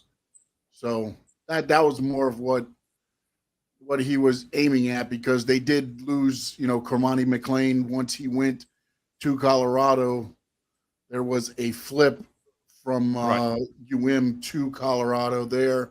And so, again, I don't know necessarily it's the support part of it. It's just the look of the optics. The optics to recruits. Because, again, that's what it comes down to. And this whole thing is, unfortunately, it's NIL, it's recruiting, it's not supporting your friend or, a guy like in Michael Irvin's case, he said Deion, kind of saved his life and things like that. So, again, that's what he's supporting, but everybody else is looking at it as Rock was there too. And I don't have a problem with this, dude. I don't, man. I don't have a problem with it at all. I know that if Colorado's playing the U, the Rock is going to be on the U sidelines, dude. And Michael Irvin's going to be on the U sidelines. And Deion Sanders will completely understand that on that day, that's what competitors do. They buddy up and love and all that after the game or the week before or 2 months before. They're up the day of the game, the week of the game. You're enemies for that moment. And everybody knows it. Everybody respects it. That's just the way the game is played. I don't have a problem with it, bro. None whatsoever. Okay? And it's not like you desperately needed them on the sidelines for the game this week that just passed. You won a game you were supposed to win, dude. Please, give me a break. Again, it's overreactions. So, let's see. Big O, if Tua stays healthy and our defense comes together, we are winning it all. I picked them to beat the Philadelphia Eagles in the Super Bowl, so I'm expecting them to get there, baby. Henrik Arthur says Eric Bieniemy left the Chiefs and their offense went to garbage. But I thought he's hard to get along with, and I thought all this stuff. Wouldn't it be funny? The Redskins, I was going to say. The Commanders aren't they 2-0? Didn't they win last week and this week, right? So after all that crap and players were complaining about Eric Bieniemy and all that, and so now no more complaints about Eric Bieniemy. The Chiefs will be fine, bro. The Chiefs are missing 2 of their 3 best players. So they'll be fine. They'll figure things out and they'll get it all done. I'm not necessarily worried about the Chiefs. Okay, they get Chris Jones back and they'll figure things out. What you got there, Sean? Travis Hunter will miss the next 3 weeks so far. That's just came across. Did they say what's wrong with him? Let me find out. I don't know if I just saw it jump in real quick. Okay. I know he got hit in the chest, so I don't know what's going on, but it's bullshit, dude. Bullshit. Total bullshit. That play, the player that hit him, not only should he have gotten kicked out of the game, now he should be out and not playing as long as Travis Hunter is not playing. I've always said that in the NFL. Oh, you broke a guy's leg on a dirty shot? Okay. Oh, he's out for the year? You are too. Oh, you concussed the guy. Now he's out for the next month? So are you. You lose your game checks, you lose everything. I mean, you want to fix this issue or what? Scare people into not doing it anymore. A $5,000 slap on the hand for a guy that's making $10 million or $5 million is a joke. Oh, they gave me $5,000 for the dirty hit. The guy's sitting there concussed for the next month. Mission accomplished. You weaken that team for a month, and I only got to pay $5,000, which $5,000 for me is like you and me paying $5. Same thing. $5,000 for them is $5 for us. Did we learn our lesson? Bro, you lost $5. Who gives a shit? It's like the gun thing that I told you. Oh, you got caught with a stolen or illegal gun, but you didn't commit a crime or anything. 15 years right away. Huh? Yeah, you're gone for 15 years. Scare them, dude. Scare them. And they'll drop it right away. Every high school football player in the country is trying to get recruited by Dion. Welcome to the real world. Master at Work said he was done watching the NFL after the reverse call at the end of the game. He's a sore loser. Who's Master? Master at Work. I don't know what that means. Anyway, Mostert put on more weight this season, more pain for opposing teams. He's laying the hammer down, bro. He is laying it down. People will be hating Colorado like they hate Alabama now. Colorado will be the great dynasty in college football history with Dion there, going to be sick. He's doing a great job. And, hey, man, good for him. Gordon says, players complained about Shula when they first got to Miami because he worked them hard and was strict. Then they had their first winning season. Results bring respect. Amen to that. Big O, the Dolphins priest, you never told me Andrew Van Ginkle is sponsored by Nature Bee, Edge. Eli Apple needs to stick to flag football. How many times did he whiff last night? Yeah, Eli Apple's Eli Apple, bro. Kind of is what he is. You hope that the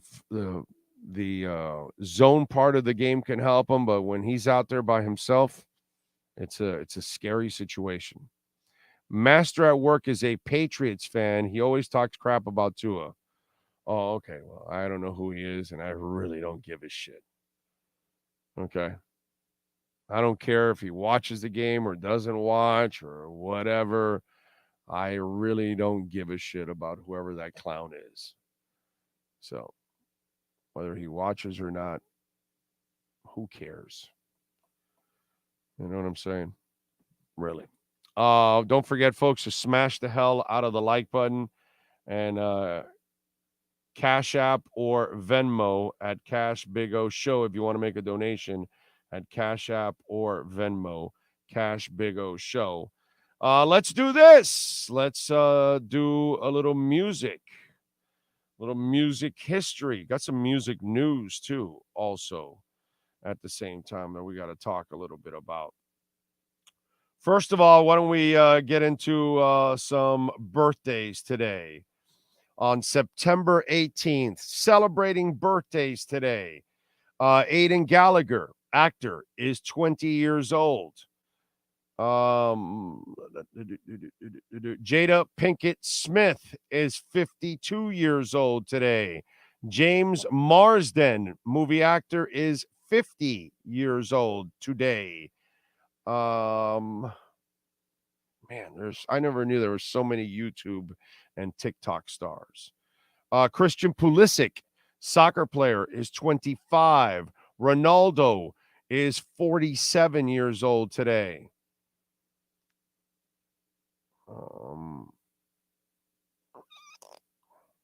There's an Instagram star called Froggy.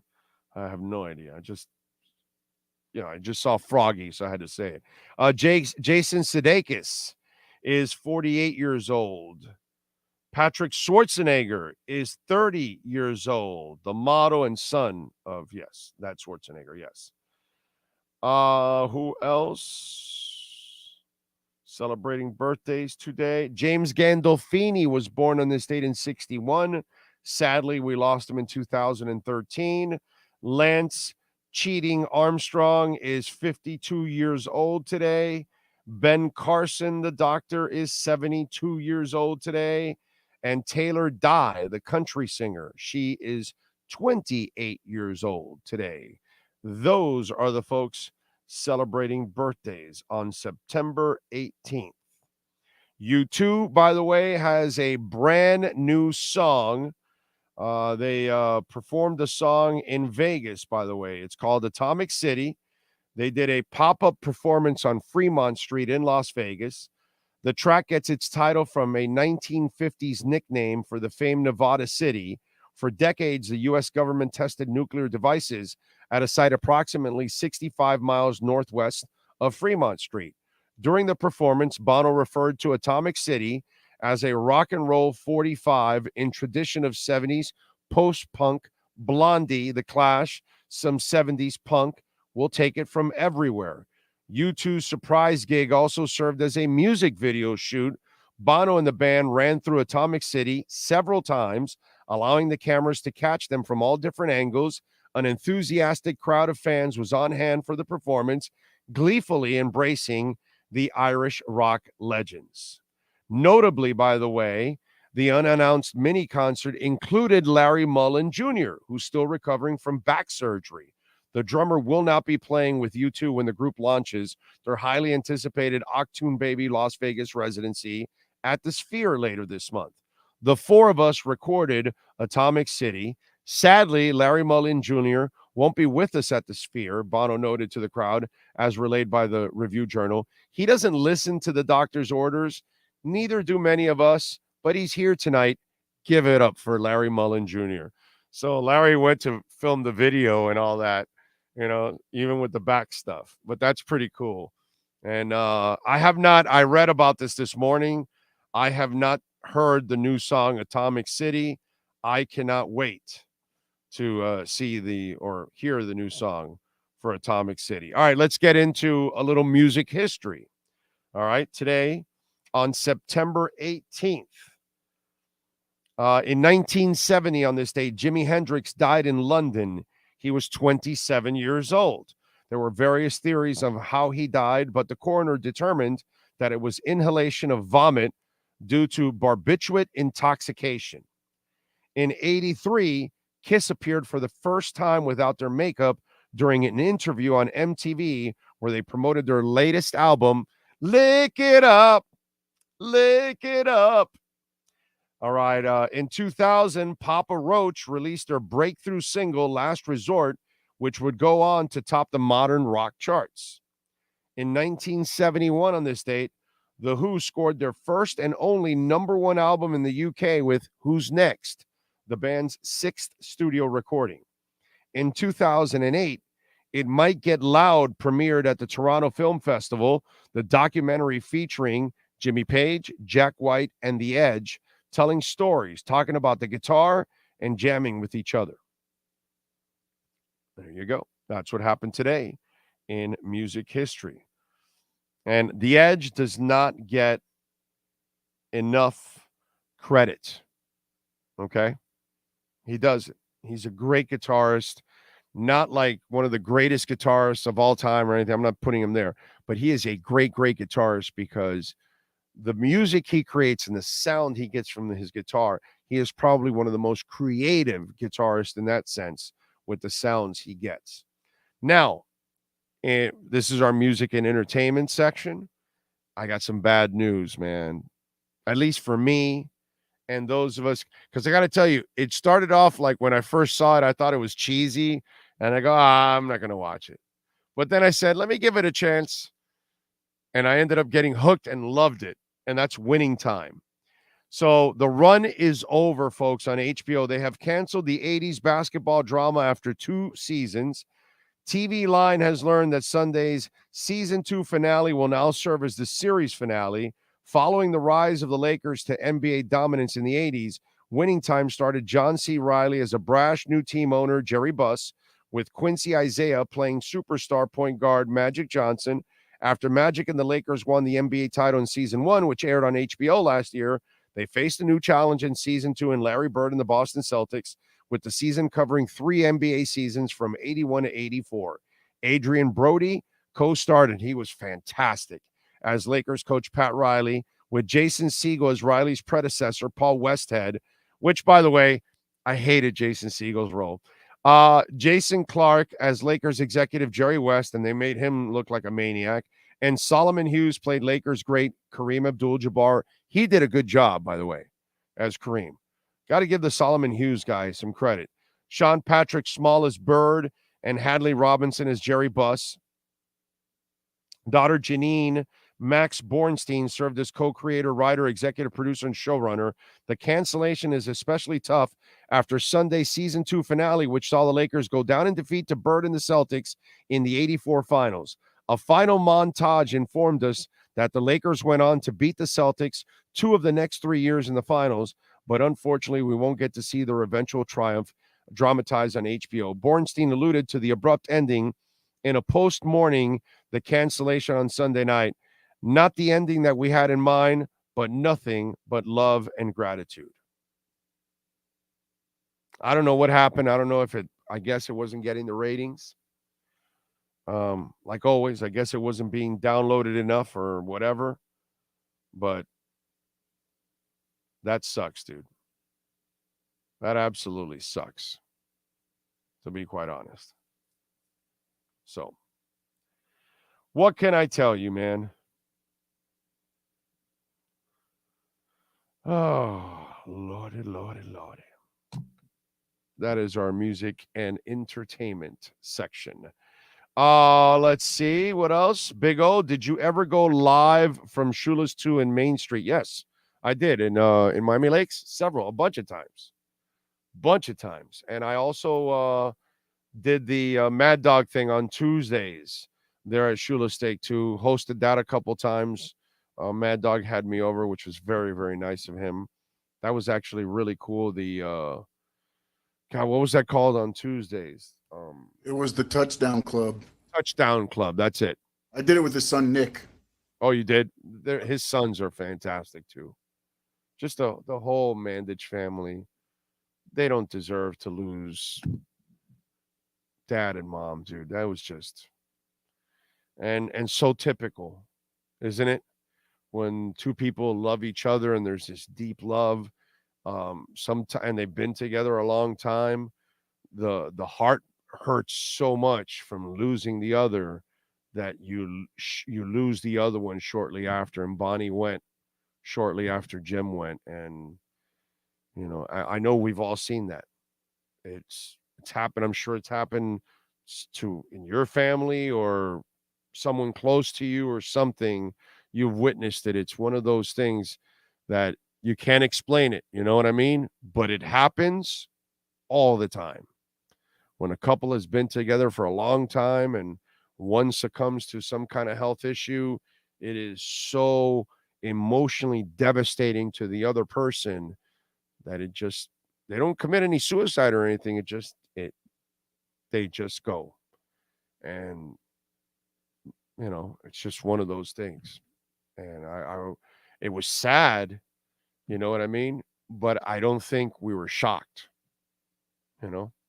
Unfortunately, that's just, it's life. It's weird. It's like there's what's that called? There's oh God, it's not an umbilical cord, but it's, God, what's that connection that, what's the word I'm looking for? I hate that I can't think of the damn word now. Somebody out there knows what I'm talking about, but it's like that connection that you can't explain it. It's there, and it happens, man. And it's devastating to all of us because we see it a lot with grandparents. A lot it happens with grandparents because there's that God, what's that? Symbiotic is the one that I was, not cerebral, symbiotic. Soulmate. They are soulmates, but it's like a symbiotic connection. That's what I was thinking of. Okay. That's the word. Finally came up with it. Jim was such a cool guy. Listen to him, you, Joe, so many others since I was a little boy, now 42. Yeah. It sucks. So, good things come to an end, unfortunately, right? Which is just so sad. By the way, Ira Winderman's interview will drop. Has it dropped already, you maniac? Did it already drop, Sean? The Ira interview, or is it about to drop? We will get Marcel this afternoon. Marcel's flight was delayed. So we're going to 12:30 drop. How's that? 12:30 drop. Okay, it drops at 12:30. So in 7 minutes, the Ira Winderman interview will drop, and we'll do something with Marcel this afternoon. He's traveling back, so we'll get him on, and you'll see the Marcel interview also drop here on the platform. Hear me out, Big O. Cecil Collins' sentence is 45 today, and he's out and ready to break into college dorms near you. Go Fins. You're a bad man. You are a bad man. But Manuel Goico, is a hell of a man because he's saying he's riding around with his windows down. And that, my friends, is the way it should be. Riding around with your windows down. I love it. I love it. I love it. I love it. All right, we thank all of you for tuning in as always. What are you showing me here? What is this? What are you playing? I need you to call this play for me, okay? Okay. Hold on, let me get it set up here because I don't want it to run and change anything. So now I need you to call this play for me. All right, you ready?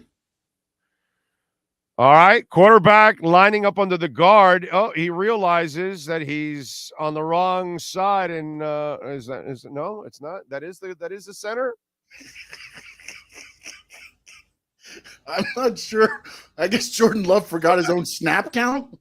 Is that so? Wait a minute. So that is the center. Is he holding the ball? Yeah. They're just okay. So they have the left tackle like wide out. Okay.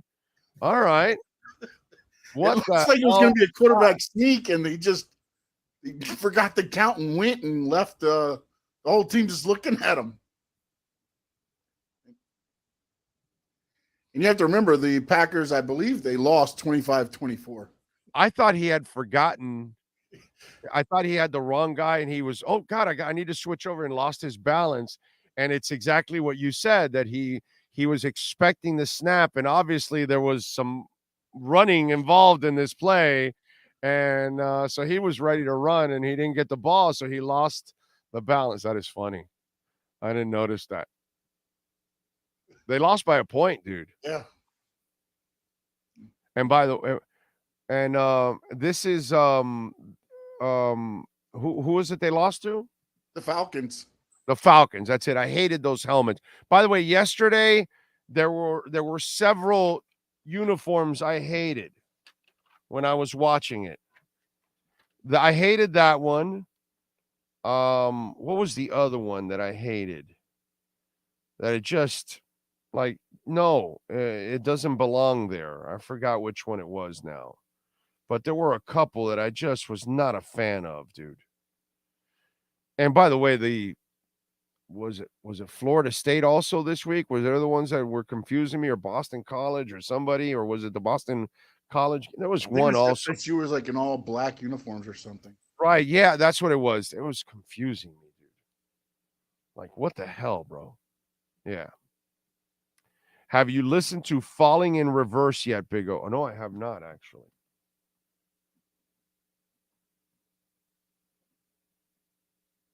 I wrote it down. Let me see if I can remember to listen to it. I'll check it out. I'm not sure if you got to this super chat or not. Frankie was saying super chat. It's the last one. I'm sorry, Frankie.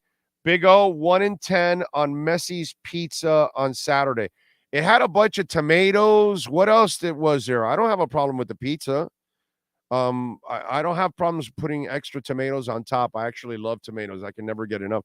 No sandwich in my lifetime is any good unless it has tomatoes. It has to have if it doesn't have tomatoes, it's already missing an incredibly important ingredient. But what else was on that pizza? And by the way, that Argentine pizza place, brother, their business got jacked. Just got jacked. I mean, that was a free like commercial for them. Like they must have gotten a boost, and now they're going to get a boost in business because Messi orders from there. And especially, his own. Like I was telling you how people, it's normal for us to support our own, women supporting women. You know what I mean? That's kind of normal. Hispanics supporting Hispanics. That's kind of normal. That's not abnormal. We kind of support our own. Colombians supporting Colombians. That's just kind of the way it is. The Jewish community is probably one of the strongest on planet Earth. They are fantastic at supporting each other. That's normal, dude. A lot of us end up marrying people of our own ilk, because you kind of feel comfortable. If you're Jamaican, you're going to feel comfortable marrying somebody else that's Jamaican.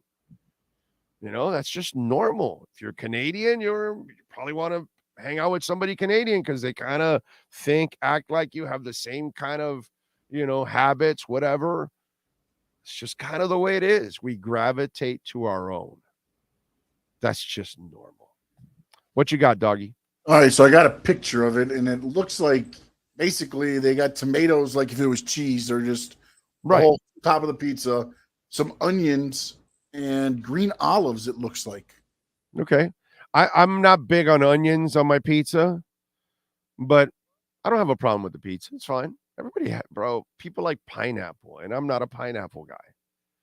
So if it was pineapple, I would have said, yeah, I'm not. But his pizza, I'm fine with it. That's all right. Let me tell you something. Messi tells me, hey, you want a slice? Hey, bro, you got it. I'll definitely have a slice. No problem, Messi. I'm here, man. I'm hanging with you. I'm going to have a slice of Messi's pizza. No problem. I'll do it.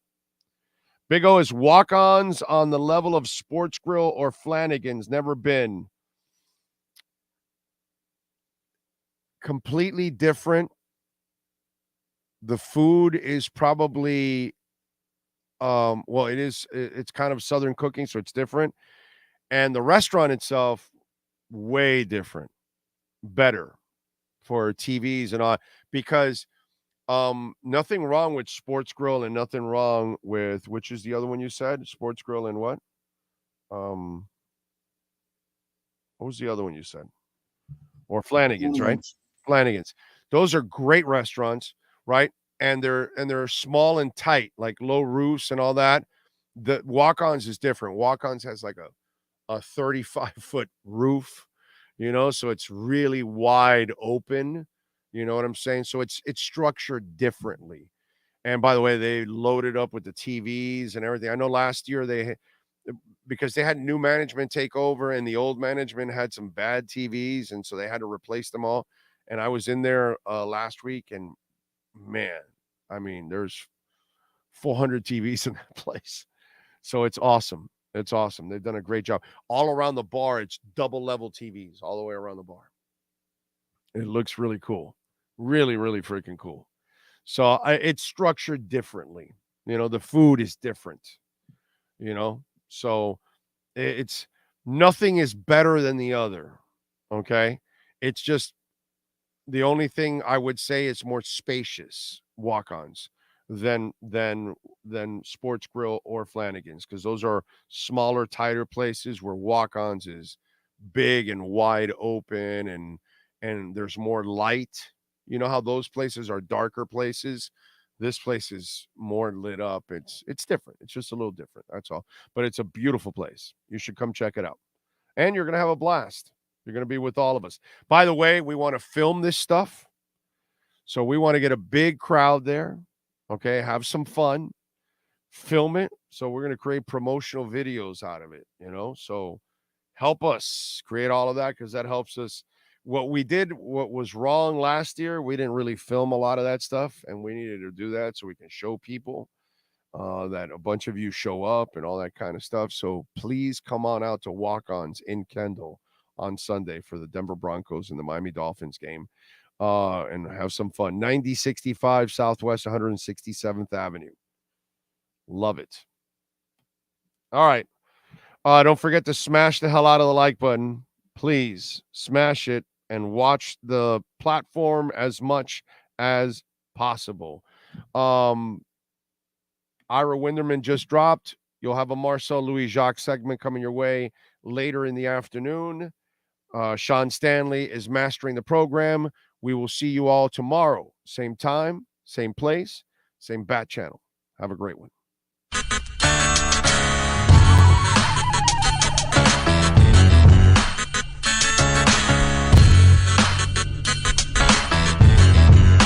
This is the Big O Show.